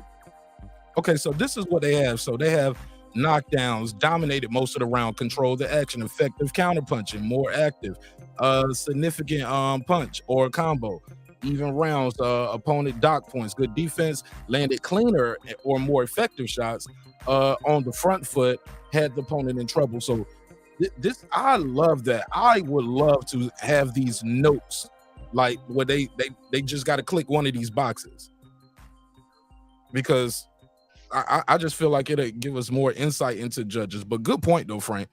But Puro said the promoter doesn't hire the judges. Well, who pays them? He the sanctioning body. Right. Who's paid by the promoter? Okay. Exactly. No, the promoter doesn't pay the sanctioning body. The fighter does. Okay. But then I kind of know where you're going. I actually think the sanctioning body are like promoters. So, I mean, I get you. Well, the promoter gets paid by the fighter, and so yeah, it's still from the same pot. There you go. You don't want to. I'll never forget when Charlo lost to Harrison. He was like, man, you know what it is? They just mad because it's the Charlo show. It's blah blah blah. He was like, but he said we got these inexperienced judges. Next time we're gonna get the good judges in here. I was like, bro, you don't supposed to say that. He said next time we're gonna get some better judges. He was drinking too much. Mel Charlo said that after he lost to Harrison. Look that up. They was like, man, he said next time we're gonna get some better judges. I'm gonna try to pull the audio up. Go ahead. Well, we already know the judges. Who's the Melvina Langton, Adelaide Berg, Feldman. Who's these other famous judges that are always going? There's a lot of them, to be honest. I remember. Well, I always used to just go by Harold Letterman. That was it. Which I thought was a horrible judge, to be honest. I hardly ever agreed with Harold Letterman's scorecard. His daughter became a score person. Julie. Yeah, Julie. Yeah. Kellerman's cards were always pretty good. Kellerman's cards were pretty accurate when he used to still do them. Yeah, but his daughter, she's out of her fucking mind. You said I always agree with Andre Ward, even though I agree with his opinion sometimes. Andre Ward could score a fight. Hell no. I be disagreeing with Andre Ward all the time. Yeah, I was about to say I disagree with that. I always agree with him for some reason. I don't know why. One part, and I'll pass the mic right back. Well, two things. Reggie said open scoring keeps fighters, their team, and the fans aware of where the fight is. Nah, I don't want to see that though. I like the. So what does the panel vote? I vote for close scoring. I don't want to open scoring. Me neither. But look, Andre Ward. I look at Andre Ward's score, and y'all know I love Andre Ward as a fighter. I respect him as a man outside the ring. If Andre Ward scored Andre Ward's fights, he would not be undefeated. Like if his fights was scored the way he scored those fights, he'll have about 5 losses, man. Fuck you, man. I know, Mark, but that's because he wouldn't want to lose. But I mean, like he's trying to be as objective. I think he's being as objective as possible. Lost that Kovalev fight by his own, but that first Kovalev, he would have lost that fight by his shit. And he knows he lost it, but he ain't gonna say that. He still got to make his money. You think he lost that first fight? I do. It was close. Don't get me wrong. I don't think it was a robbery by any stretch of the imagination, but I just personally thought he lost. All 3 judges had it 115, 113, all 3 ways. Like it was a unanimous decision. That was crazy, right? That's a close fight. It was close. I don't think it was no robbery. It could have been a draw. Could have been a swing round here and there. That's it. Yep, it could have been a draw as well. Yeah, I'm not mad at it, that they gave it to Andre. I just thought Kovalev won. No, I don't agree with Andre's cards like you, but at the same time, maybe he sees things that we don't fucking see. And it's different for him than the way we see it. You know what I mean? He's human. We could see the same things he sees. Yeah. I think Clips was trying to jump in. Clips, you bet? Yeah, I was just getting ready to agree with you. Andre Ward, although I do. Come on, brother. You agreeing with me? Hey, that's what I like. Let's go.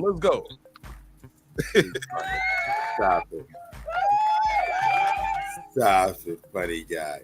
But a lot of Andre Ward's cards have me scratching my head because with the respect I have for him as a fighter and everything, and I respect him as a commentator. Sometimes when I listen to his during like in real time and he's breaking down the round, I'm like, I didn't see that, buddy. Then again, he's doing it from the basement of his home, so when they're not watching, who knows what the hell's going on? He's getting a blowjob, he ain't watching the fight and shit. And let me just give it to these guys. But that's the thing about scoring. It's so hard. Like everybody, they have a set of rules on how you're supposed to score a fight. And then obviously they don't always agree. That's why you get majority decisions, split decisions. You get some wide cards. You're like, what the hell? So I would say the average fan probably doesn't even know how to score a fight properly. Yeah, I can agree to that. I can agree with that 1,000% because I don't think we ever canonized truly what boxing, brawling, or whatever, and how they correlate within this sweet science and the sport of prize fighting. Because the sport is prize fighting. Yes, sir. To where when Mayweather and people like that say that's not somebody being a dick or being a capitalist. That is the sport is prize fighting. Now, prize fighting consists of brawlers, boxers, and skilled fighters.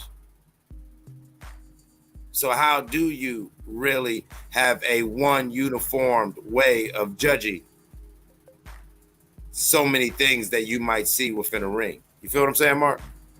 Oh, I'm listening.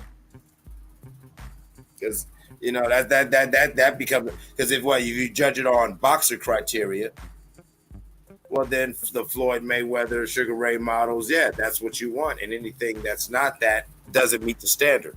If you go by a brawler, then it's Mexican style all day, and if you're not fighting Mexican style, then you're a pussy, you're a punk, and you know what I'm saying, and you're just a flash in the pants, and just wait till somebody hits you, like people say about a lot of people. Hell, I've said it about certain fighters. I think it should be scored on priority of what these things are, whatever the correct. But I think effective punching or it should take precedence over everything, because that is what this is about. It's about me beating your ass. What about significant punch or a combo? Well, that's the thing, Mark. There is a guidelines on how there are guidelines on how you're supposed to score a fight, and they're taught to these judges. You know, but the thing is, it's like we're all human. You know, and then you also got to factor in the crowd. You know, sometimes I think, you know, because I've never talked to a judge, you can, you know, the crowd can affect the way you're seeing a different fight. Also, we got to know that like the judges hand in their scorecard after every round. You know, a lot of the times we get caught up in like, I'm sorry. I'm sorry, I didn't mean to talk over you. I was just making an ad. I said now they do. It was a time where they didn't. Yeah, but that was a long time ago. Like the uniform rules that we go by today, that was back in the 60s. They implemented them, and by the WBC, by the way. Go ahead, I'm listening. Yeah, and then me, like I just because I'm a boxing nut, like I recently signed up for the WBC's boxing judge course. Not because I want to become a judge. I just kind of wanted to learn how you're supposed to judge it properly and stuff. You know, it was only $100, and then you get all the rules and stuff. So I mean, you know, it's pretty cool. Oh, okay. I was thinking about that too. They got that membership going on too. Yeah, it's pretty cool. They teach you like to the T. There's like classes and stuff. You have to like sign into a Skype and shit. You know, I didn't do it all the way, you know, but it's pretty cool. So how long is the course? I think it's. I mean, I haven't completed it all the way through, but it's about. I think here. Let me pull it up real quick so I can tell you what it is exactly. I do know that WBC is experimenting already with the. With having the judges in a room watching the fight, you know, secluded away from the fans on TV. How did that go? I missed that.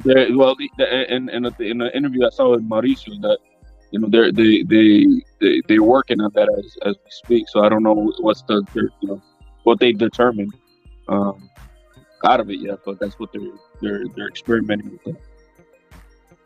Shout out to my guy Punch Drunk Boxing in the building. Punch one. Mr. Moonshine himself. Yeah, Punch been grinding too, man. He says the black style is awesome. Liston, Tyson, Hagler, Hearn, Roger Mayweather, Frazier, Henry, Hank, the Hawk. Yeah, boy, I used to love the Hawk in Pride, man. Roy Jones, he said boxer punchers excitement. Okay. Hey, Mark, I pulled it up. You want me to share my screen so you can check it out real quick? You can. I got one quick question for you guys while you're doing that. Go and share your screen. Okay. Karma said, honestly, you see more on TV. For the people who've been to live boxing, and I'm talking about a championship fight, like where, you know, it's lit. Do you guys prefer to see boxing in the arena, or you prefer to watch at home?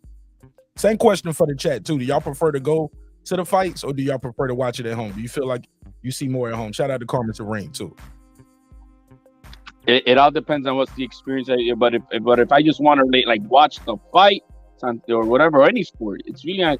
But if it's about the experience, yeah, there's nothing like being there, you know, in the crowd and you know that whole adrenaline rush with the crowd that you get. It's just you know, it depends on what you're looking for. But if you're looking for to pay attention to, you know, to crossing your T's and dotting your I's with whatever sport you want to watch, it's definitely going to be on TV. Frank, same question. Man, I mean, it's a tough one, but I gotta say, I just prefer being at home with family and friends, watching a big fight, drinking, eating. I'm not worried about the scoring and shit. I just want to see a good fight. And you ain't paying $30 for a glass of beer, right? Or 1 cup of beer. No, it's also more like when I'm sitting ringside, I'm watching intently. I don't think I'm having fun. But at home, I'm relaxed. I like the whole atmosphere, HBO, the announcers. It's You just got lit. rewind. He got what? You got rewind. Right, you can rewind it at the crib too. Small hats. Definitely can do that. Wait a minute, Mark. You brought the small hats. Yeah, I mean, you can rewind. I don't know. I just hit the button for nothing. I had to go to it, make sure that was it. You know what I'm saying? We gonna be hitting the buttons today. Yeah, man. Talking about that Mexican style. He lied. Y'all need to worship him. He said the tweet sign was definitely defined by journalists like a person like you and I. Yeah, somebody said it earlier. They was like, yo, this shit was created as a media ploy as well. Pura, I don't know what's going on, Pura. You keep dropping off. Guess he's trying to share his screen. Make sure I got the link out there. And it's an open panel, open channel, open dialogue. As long as we keep it respectful, we can come back and do it again. The phone number's on the screen if you want to call in and voice your opinion. Tell me what you thought about the fight. 470-705-9507. 470-705-9507. Also, let me know what you guys think of the open scoring. Why did we have open scoring just for the main event, not the other ones? Are you a fan of open scoring? Also, we're talking about the quote-unquote Mexican style of boxing.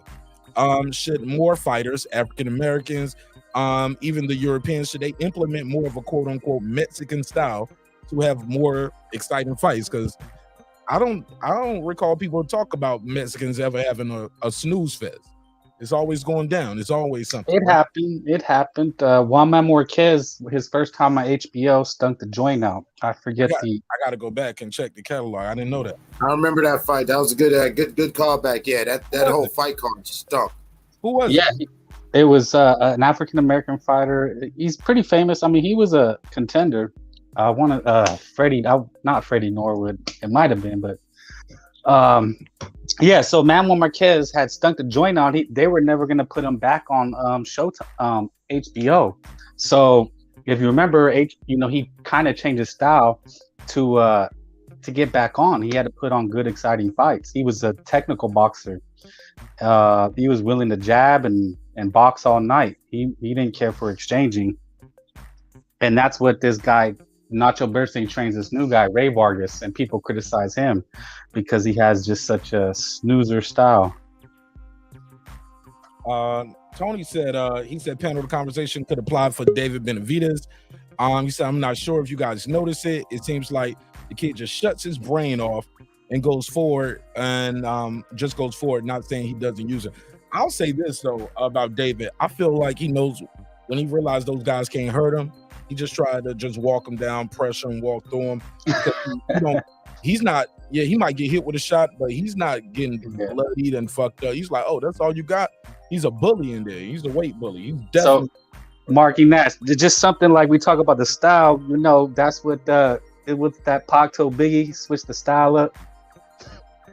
Stop rapping for the, and start rapping for the bitches. Start rapping for the bitches,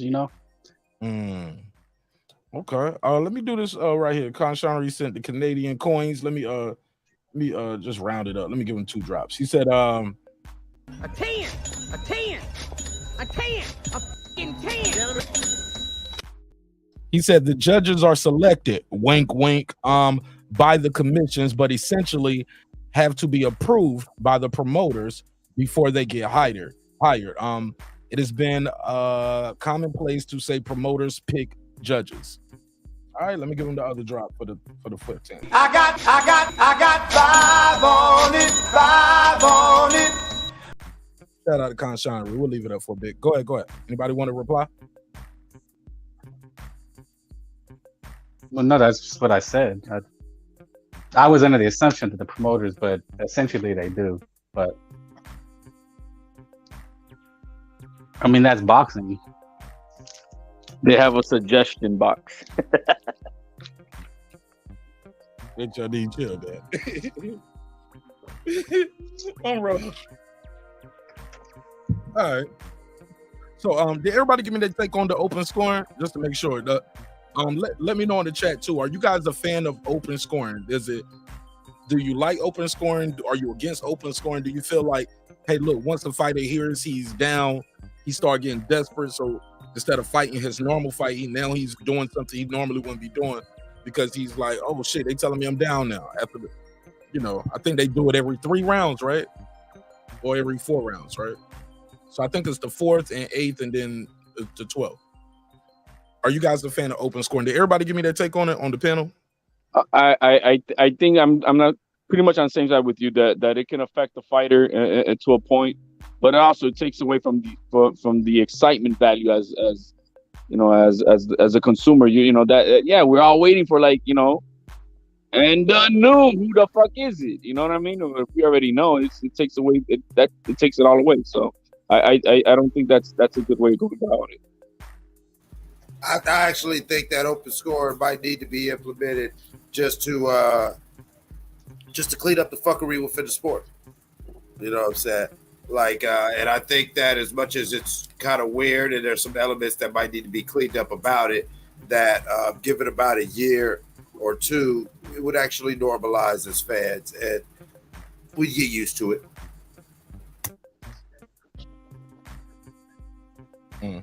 But I agree with HLD. Like, just because it's open scoring don't mean they won't rob you. They'll still rob you and just say, hey, well, look, that's how I saw the fight. Say what you want. What you gonna do? Open scoring is a bad idea. I mean, it's still entertainment. What did Jim Lampley always used to say? It's the theater of the unexpected. Yeah. It's a theater of the unexpected, and you'll be robbing people of the suspense, the drama, because it is sort of a show, a theater. Do you understand what I'm saying? Yeah, I'm listening, and that's exactly what I said. It takes away the anticipation that builds up at the end where they calling out the scores, and they might call all 3 scores and they say, so your winner by unanimous decision. And you be like, oh, he got it by unanimous decision.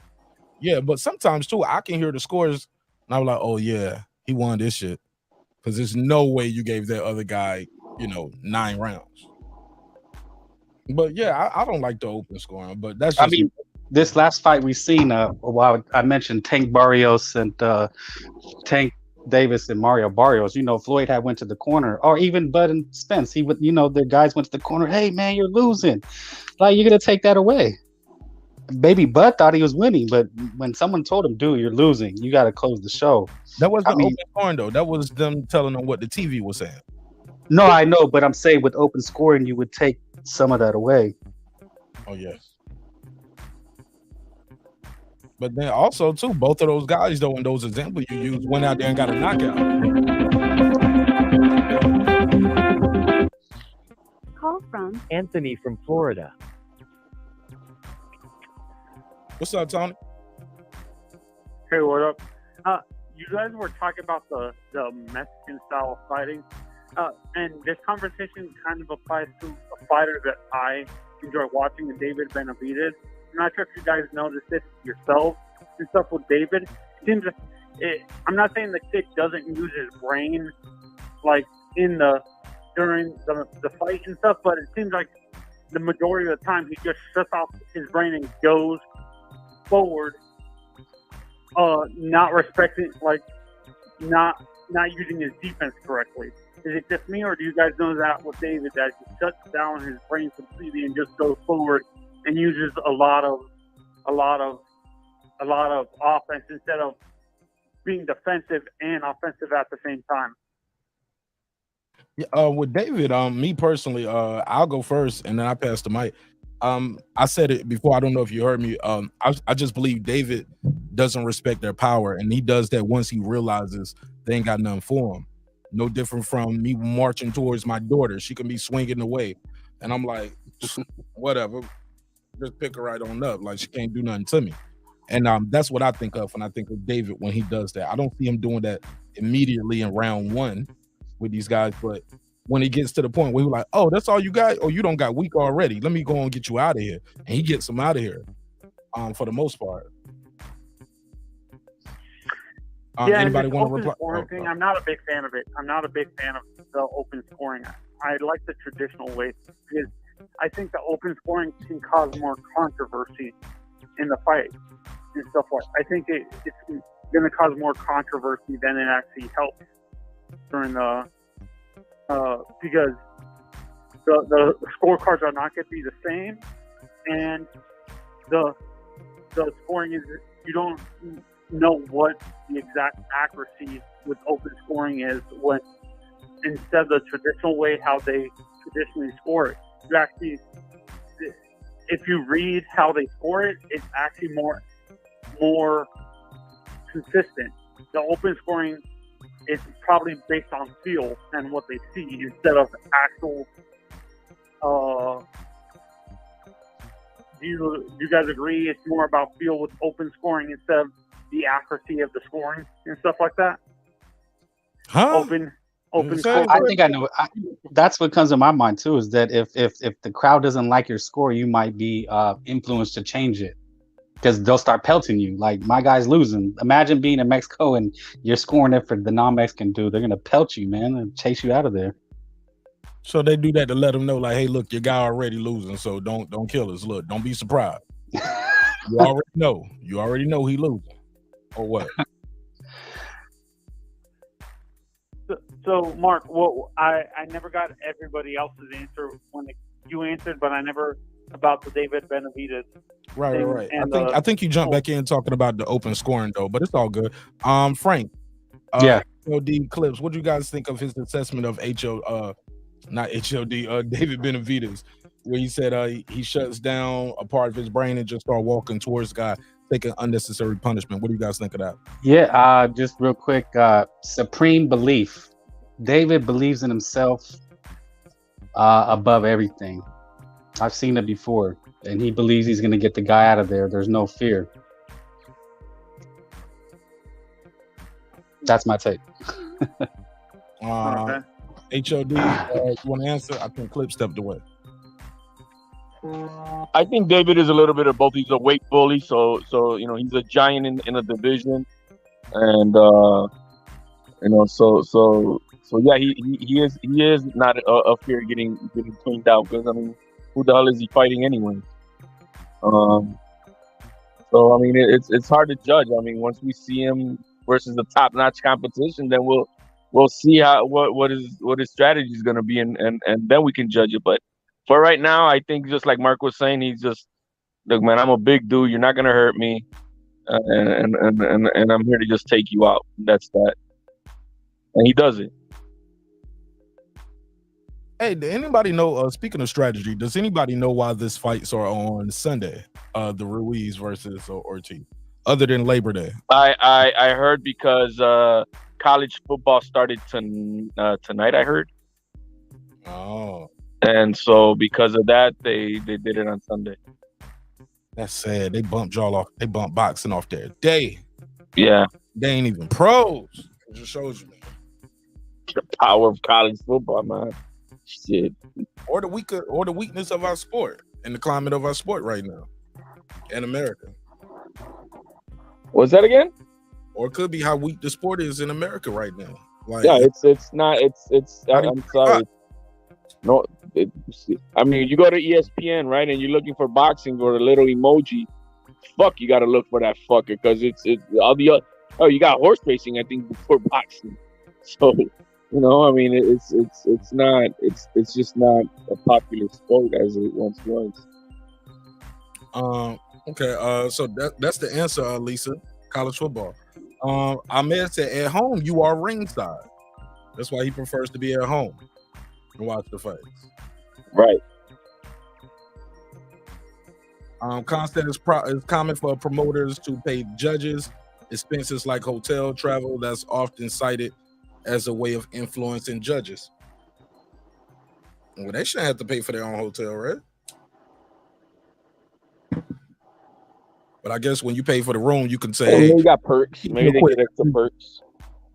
Yeah, so like, yeah, let me get that key. Let me leave him some flowers in there and put a little bag of money in the flower. You never know. You know how that goes. Damn. Duke said, "What time does Black Empowerment start?" Black Empowerment Talk start. That's BET, ain't it? Black Empowerment Talk. Orlando Canales, Benito Lopez, Salvador Central had unique styles of boxing. Yeah, absolutely. He said, I missed your super chat. No, Con, I read yours. You sent another one? I read this one. Well, you sent another one? Yeah, I read this one. And I left it on the screen. You talking about this? Yeah, I read that. But I'll leave it on the screen for you again. Yep. The judges are selected, wink, wink, by the commissions, but essentially have to be approved by the promoters before they get hired. It's been commonplace to say promoters pick the judges. Yep, we definitely read that one. Let me see. Yeah, but shit. Other than that, man, y'all had anything else y'all want to add? I thought we had a good show tonight. Definitely a good show. I'll probably do a members only real quick. Do a quick members only. It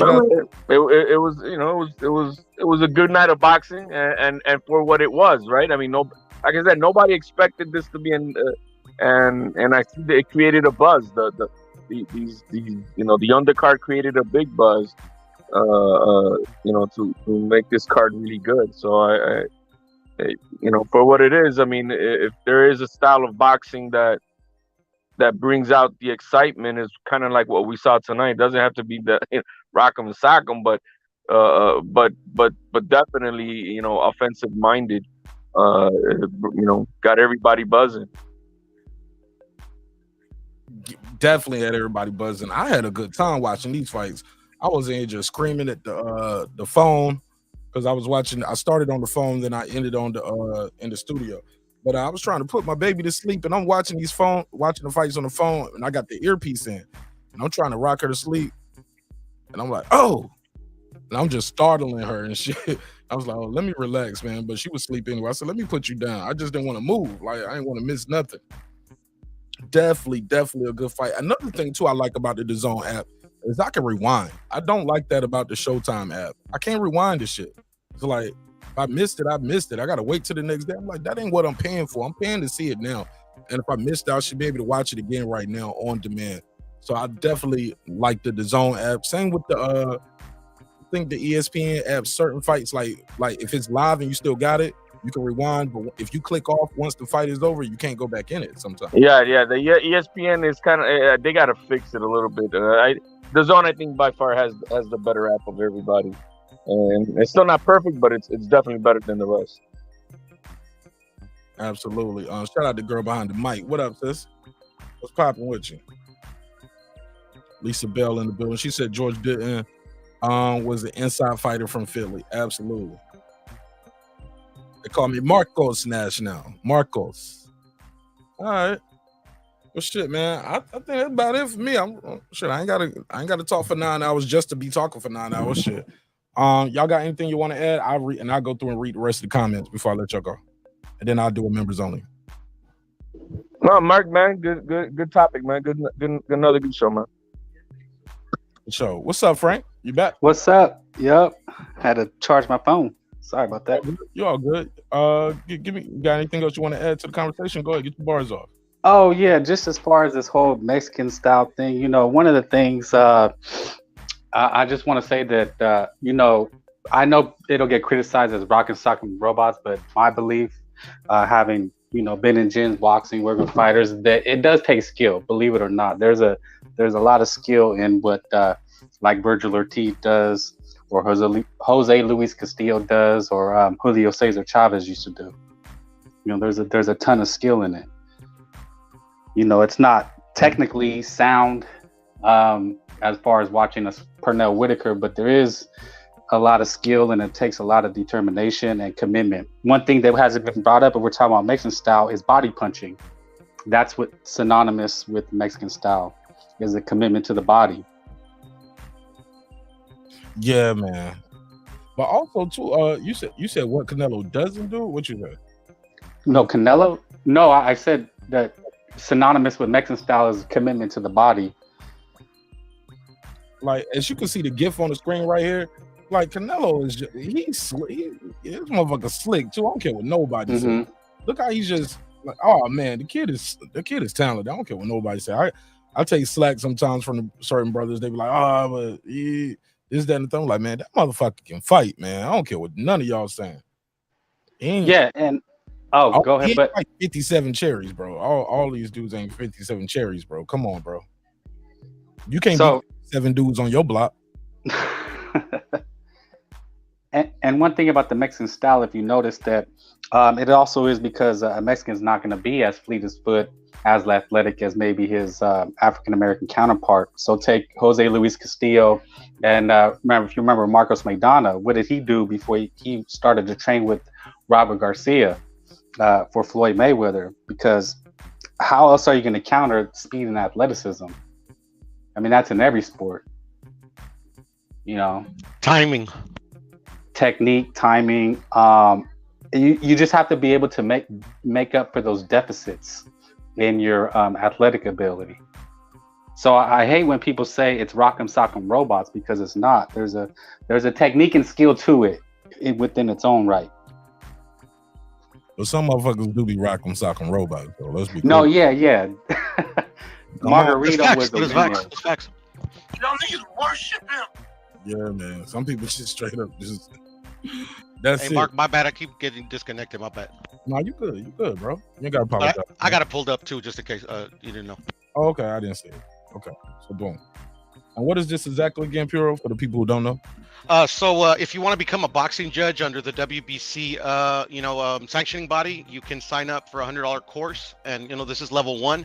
So I don't want to become a judge. I just want to I've always I don't know. I'm just anal like that. Just when because I don't rescore fights normally, but I do try to rescore like the ones that are like, damn, they were so close that I just was curious to rescore them to see if I agree with the judges, but I want to do it properly. So I signed up for this course they teach you step by step how to judge a fight. Who do I admit it? You're just a junkie, bro. You're a boxing junkie. Oh, I've always been that, man. I've always been that. But they didn't have this back when I was a kid, so I was like, I thought this was pretty cool. So I'm like, I ain't gonna become a judge or anything, get certified, but it's good to know, the proper rules, Okay, so what can you do with a level 1, being a boxing judge level 1? What so it teaches you all the basics. So let me just run through it real quick. So so this is just how you sign up and stuff. You're not about to do no championship fight with level 1, right? No. Obviously, once you become certified and you pass all their tests, and I'm sure you have to go with one of their judges and show that you're competent. You have to get your experience in, I'm assuming, right? That's how it is with all judges. You start with the low level cards, and then once they start seeing, progression that you know what you're doing, they start bumping you up until you get to the top level, which is there's certain judges that always get the top assignments, So they don't start with amateurs? No, I actually don't know how they start, because like I said, this is basically the rules. But actually, after you get certified, they contact you and I don't know what level they start you at.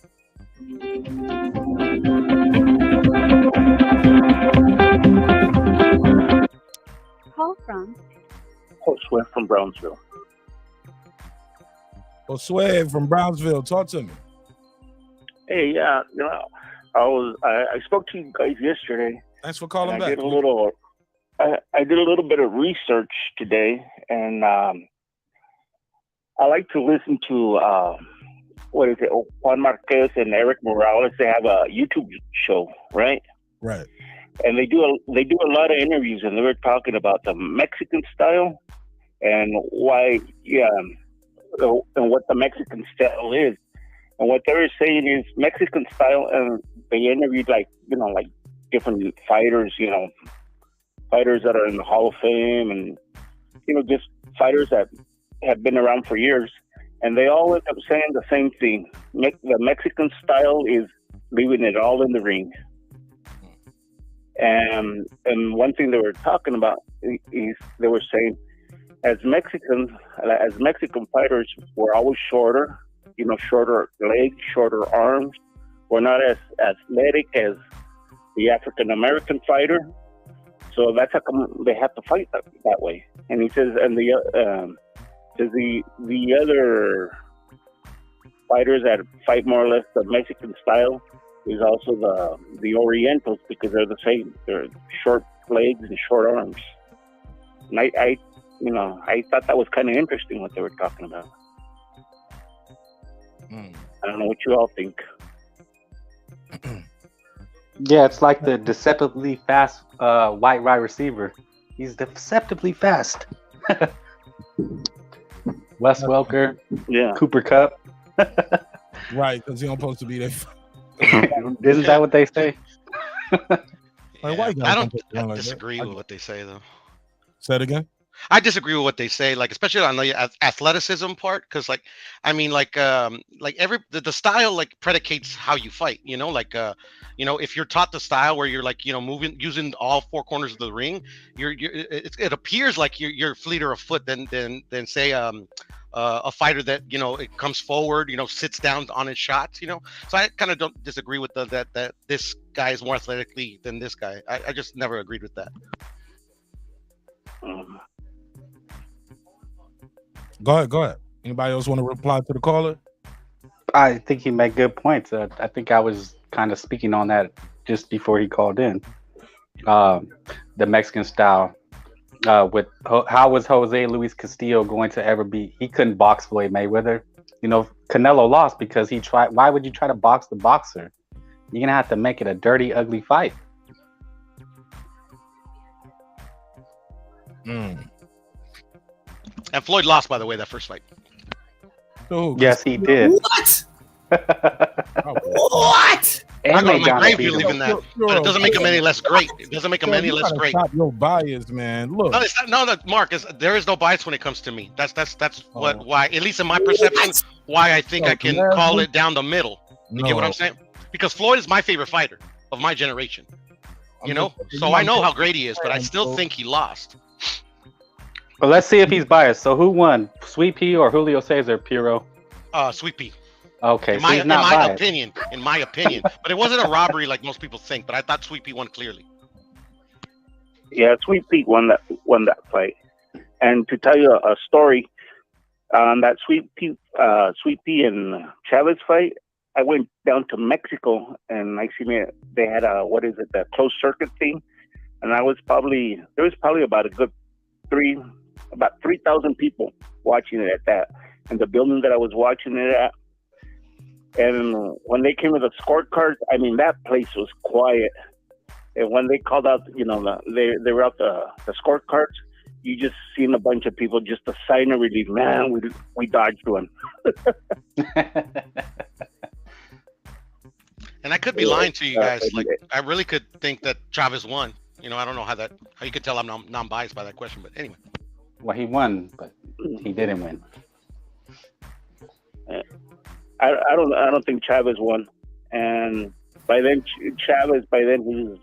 he was too much into drugs too. I was seeing an interview that. Piro, who did you think won, Oscar or Floyd? Floyd, but it was close. It was really close because even though Floyd's own daddy thought Oscar won, so I mean, shit, man, that was highly debatable,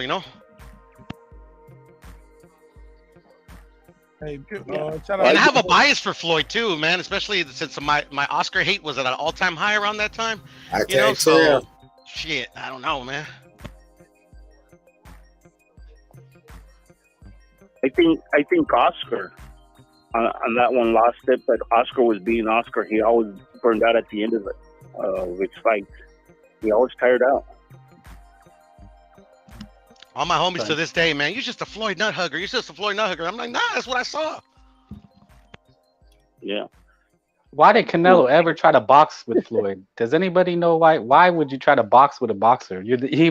Oh my God. Machismo, Spanish pride. He wanted to try to out Floyd and see what he got for his troubles. Who told him that was a good idea?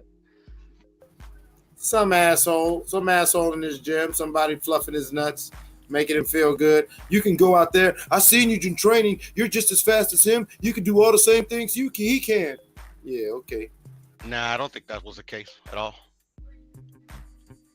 Y'all think Gary Antoine Russell has a Mexican style at 140? Shout out to Logic. No. Okay. I don't, brother. Anybody else want to take a swing at it? That Gary Russell has a Mexican style? Gary Antoine Russell, yeah. No.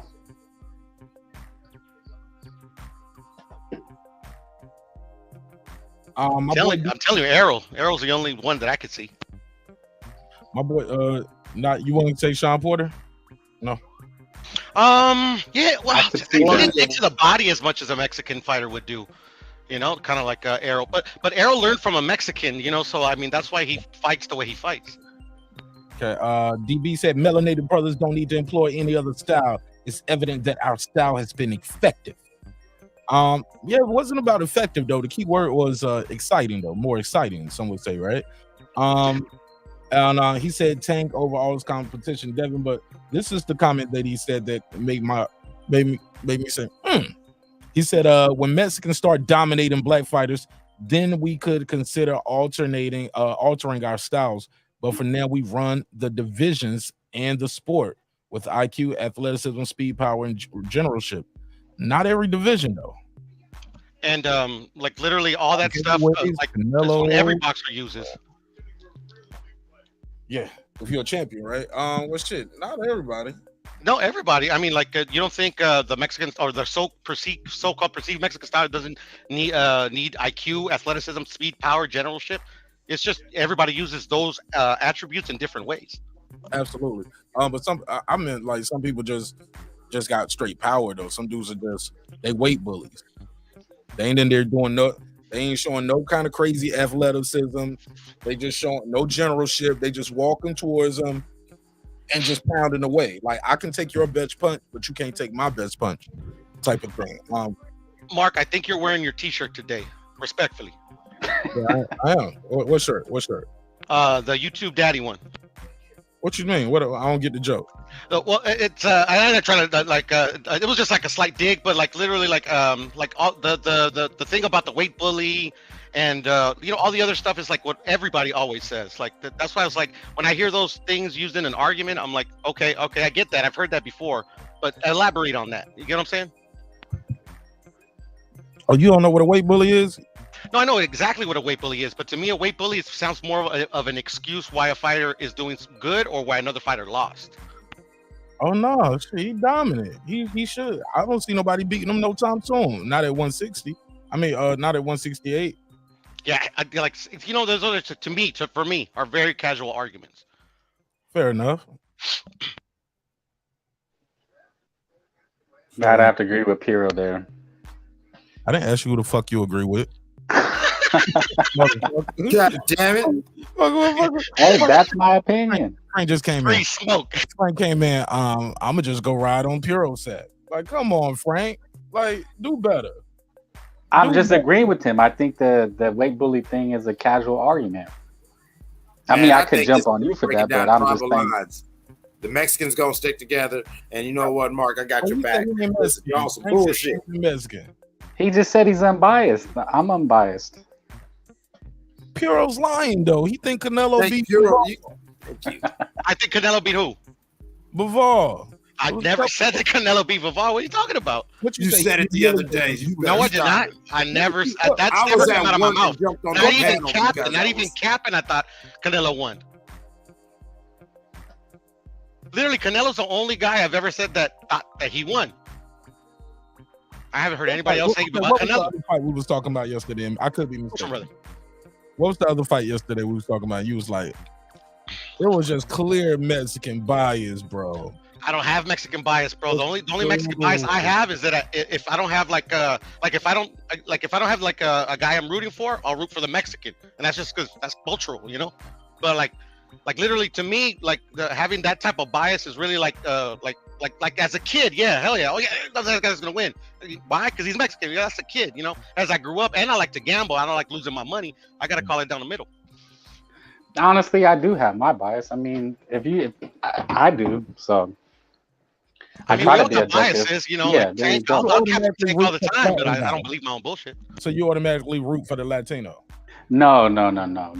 That's not what I mean. I mean, just the way I grew up. I mean, that's where the household that I grew up. We bought Chavez fights, we bought Oscar fights, you know, and occasionally Tyson. That's about it. You know, but I can't. You know, I studied boxing on my own, so I started to appreciate all fights, fighters, divisions. You know, not just Latino fighters, but if there's a bias, that's where it's gonna be. My bias is strictly Mexican and American fighters, to be honest. So you don't have a favoritism towards a certain style of fight, then? I do, yeah, I do. I definitely have definitely towards an action fighter, a guy with power. You know, I want to see knockouts. But there's a specific reason for that. But I'll say this: I have a preference for good fighters, game fighters, And other than that, I don't care. I don't care what country you from, what race you are. If you show me skill, you show me ability, and you show me a willingness, if you show me a dog and a true gladiator spirit, you've earned my respect. But there's a definite reason for that. Why I feel the way I do, and the bias I have. Would you care to share, or would you okay, right? I'm gonna share it. So I don't know if you guys have sons or anything, but I probably will not let my sons fight because I just wouldn't want it to. Would you want your? I don't know. You don't have to say, but I have a daughter. I'm teaching her how to fight right now. You're teaching her how to box or fight? Martial arts, like just in general, like BJJ. She's gonna do some of that, but right now she just basic punches. She's only 2, man. She'll be 3 in October. But right now, though, for as long as she can walk, when I say hiya, she punches. When I say kiya, she kicks, like on command.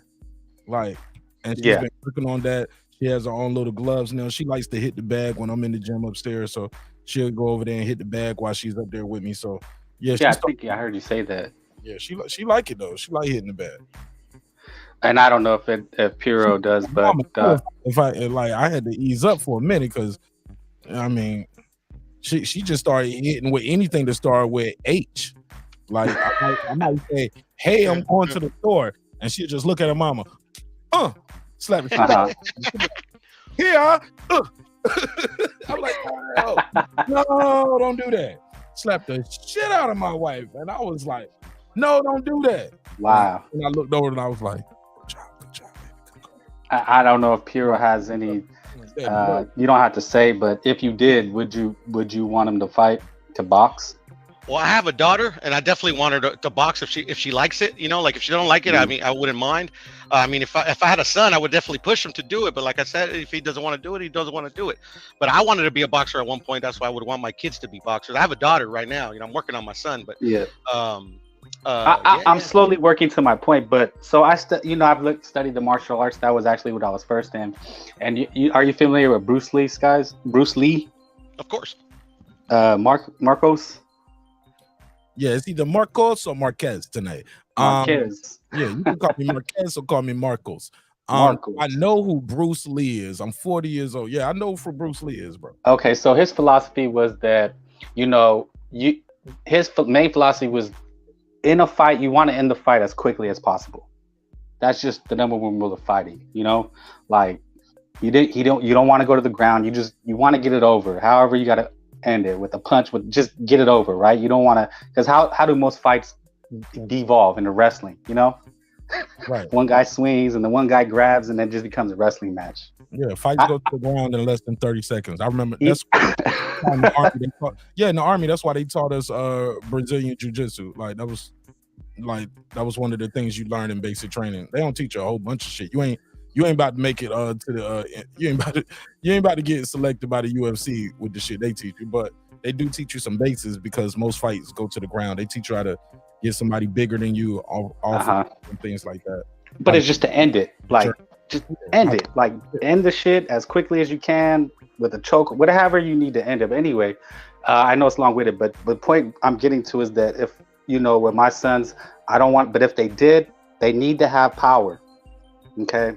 Because we're going to see this trend in sports. These guys are going to start retiring young and younger, like we're seeing in football, because of the damage, that they take. Most damage in boxing happens in the gym through the sparring. That's why these guys get all fucked up. You know what I'm saying? Yeah, I just want to say one little part real quick, Pure, and I'll pass right back. No, you good. Yeah. I just want to say this. Also, Frank, just asking, don't you? I believe that another reason that the guys are retiring early too, because now they get more money than ever too. That's enormous. That'll make you say, you know what? I think I want to do broadcasting. I'm tired of getting hit in the face. You know what I mean? I can make 6 figures just broadcasting. Mm-hmm. I don't have to go in there and take punches to the head. So what's up, G Funky? Shout out to my guy G Funky Boxing, the ACP, Hispanics Causing Panic. Shout out to y'all. Yeah, but that's why I think that's another reason why guys retire earlier. It's because of the money. Great point. And also advancement in technology and medicine. where guys are going to get MRIs and CAT scans now on a regular in the off season. They're not just fighting. Plus, they're not fighting as much. People are more cognizant of, hey, look, I don't want to be shaking and can't talk once I get older. I think these guys, that seeing Muhammad Ali, how he turned out, and seeing they're all their legends, and then seeing most of them are broke. They're like, no, I'm not gonna be doing this shit forever. No. I'm gonna invest my money. These guys are buying real estate. Mm-hmm. They're just thinking far ahead. They're getting those MRIs, those CAT scans. They doing those runs on the broadcasting, and yeah, they if not that, they're doing their own podcasts now and learn how to monetize their celebrity outside of the boxing ring more than ever, especially due to social media. So I think that's another reason why guys are retiring earlier. But I'll pass the mic. Yeah. Oh no, but and so what I was saying about if they do want to box, they have to have power, and if they don't have power, they're not. I won't give them my blessing to fight. They need to. I want them to get knockouts. If they wanted to box, I'm not going to teach them how to box or how. I'm just kind of some of the basic things, but I don't want them fighting 30, 40 fights, hundreds of rounds of sparring, because they don't have the power. Like we just seen, I mentioned that kid Gabe Flores. He did not have power, and it showed. And how old are the kids? How old are your boys? They're 4 and 2. Oh, well, how would you know if they don't have power if let you put them? No, I'm already planning that, because I watch a lot of boxing, so they like boxing, but one day they'll want to go to the gym. But I won't let them fight until, I can teach them and see if they can knock kids out, because I'm not going to have them boxing. Unfortunately for me, power, as they say, power is not everything. Unfortunately, also, Mark, like you're saying, it's inevitable for a fighter that dedicates themselves to fighting, especially if they fight at a high level, to avoid not getting some type of damage because they take shots to the face. Unfortunately, I think at this point in time, and for me, I believe it's the coaching, because a lot of the coaching is dying out. When you don't have power, you have to literally perfect the art of boxing, which is hit and not be hit. You get what I'm saying? And unfortunately, I think we see a lot of fathers teaching their sons how to box. A lot of trainers that are not experienced in teaching their pupil, when they get to a certain level, how to fight at that elite level. They used to have that before. Like literally Floyd Mayweather, once he lost his power, it didn't matter, because he literally perfected, his defense, his counter punching. You get what I'm saying? Like he didn't have to rely on his power his whole career. Interesting. Excuse me, I'll be right back. All right, yeah. Tony, did you want to reply to that? 'Cause I got a question from the chat. You can answer it if you want to. He said, do you guys think Guillermo Rigondeaux has done enough to qualify for the Hall of Fame?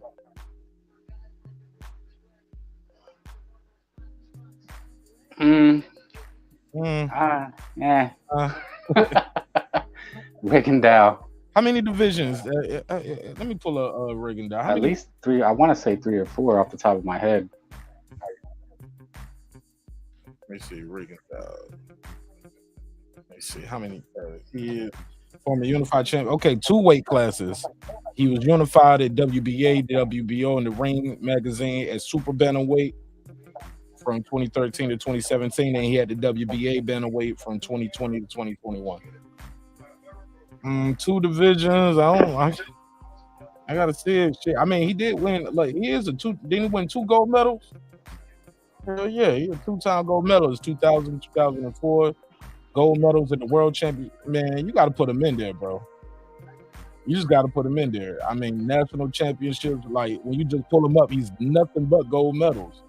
In the championships, I did some of these shits right here. The Central American, Caribbean games. It might not mean nothing to you.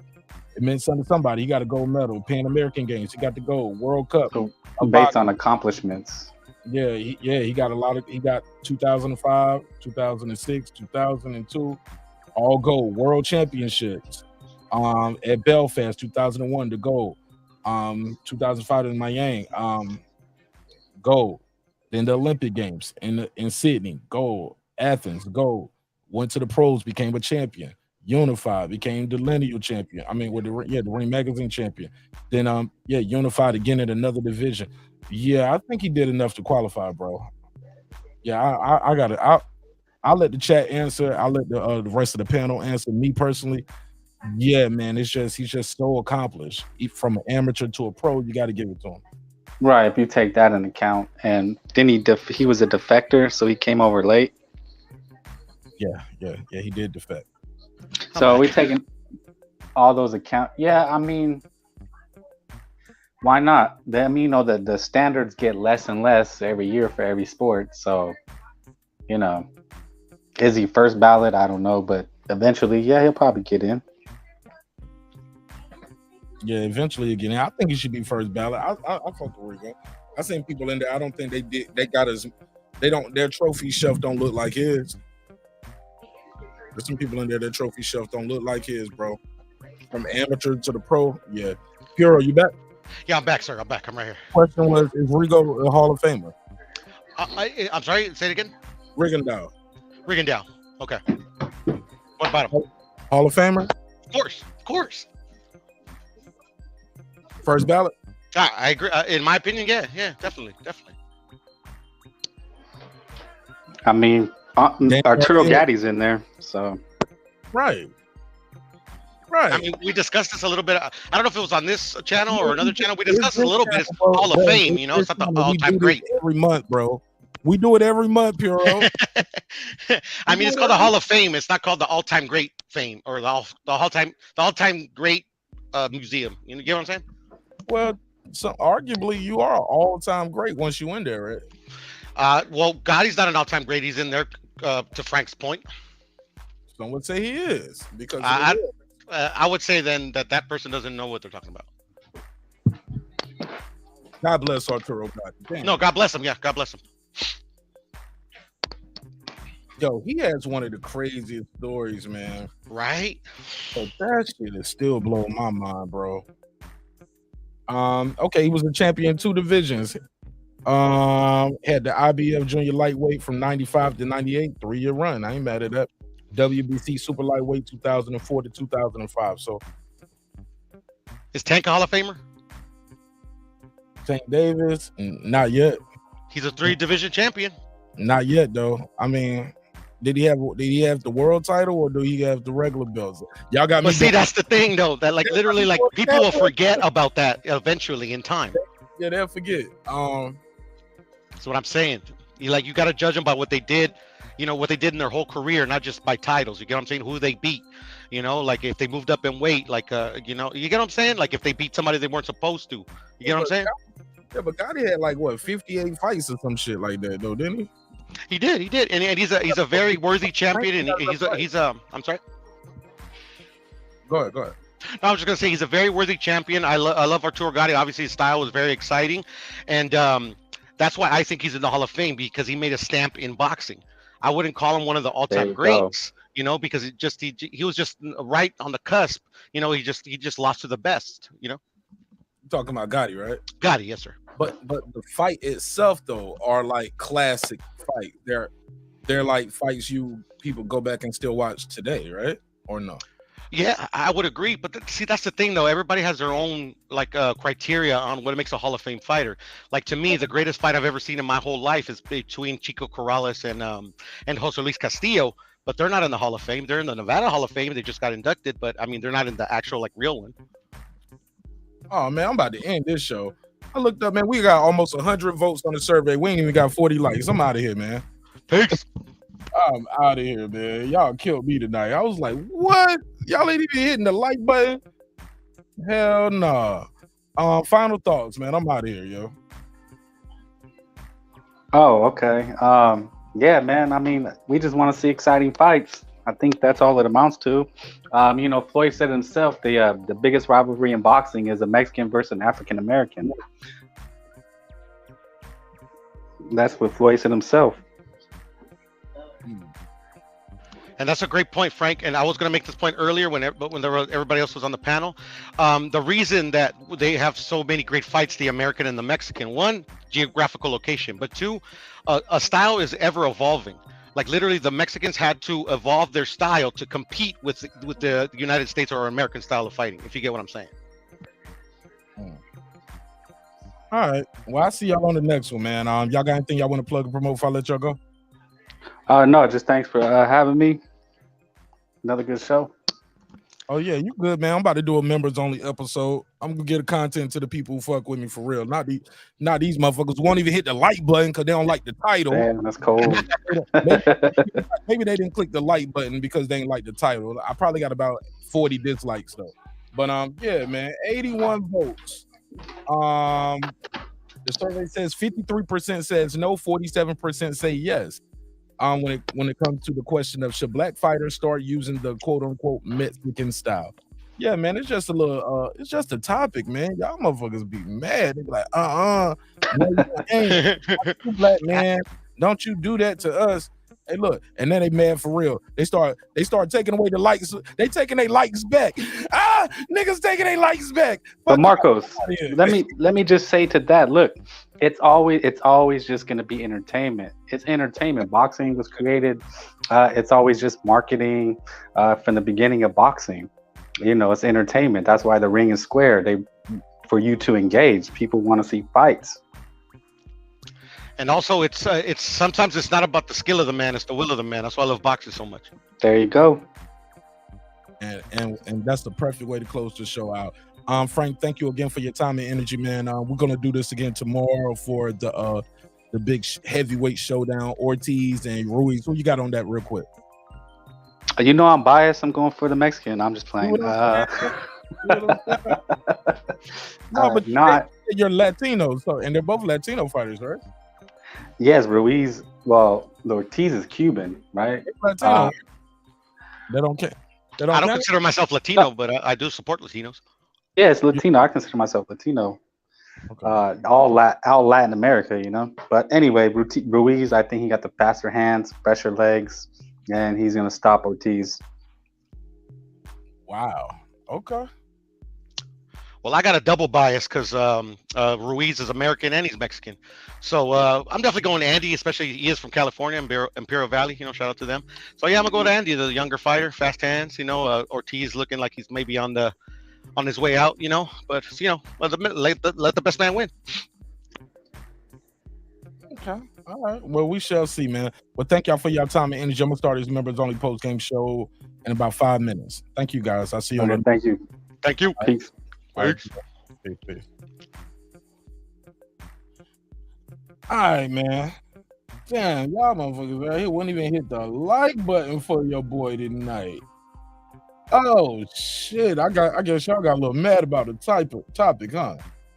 All right.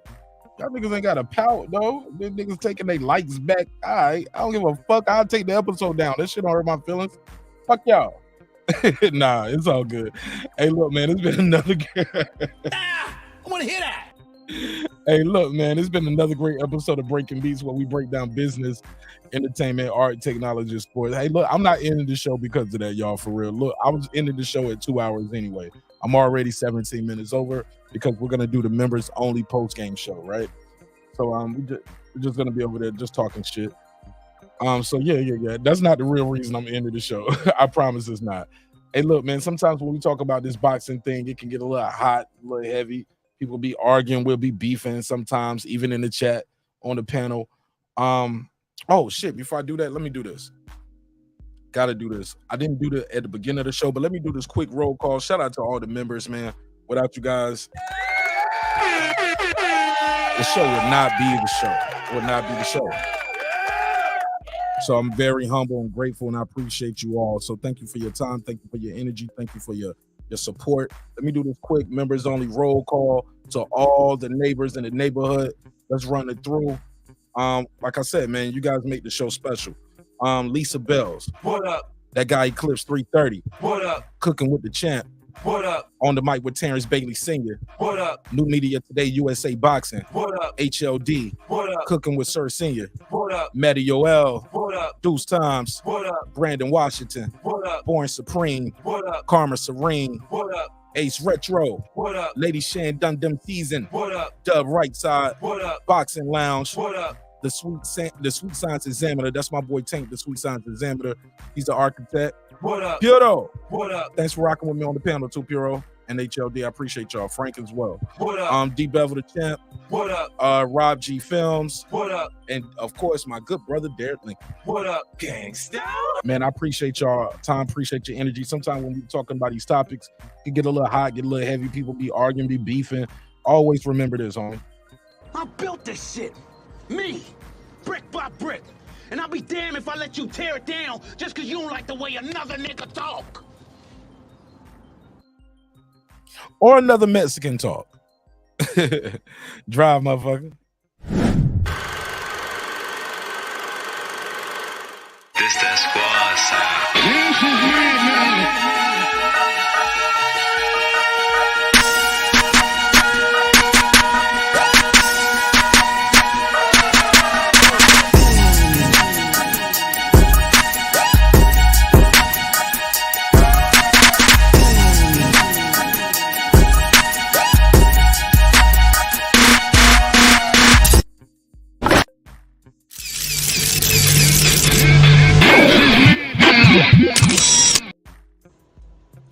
Subscribe. I don't care how many subscribers he has. Support him. So he made all this possible. He made this possible. Nah, Dr. Mark, God made it possible, and so did viewers like you. Hey, yo, y'all check me out tomorrow, man, for the Ruiz versus Ortiz card. Everybody else, I'll see y'all on Members Only in 5 minutes. Let's get it.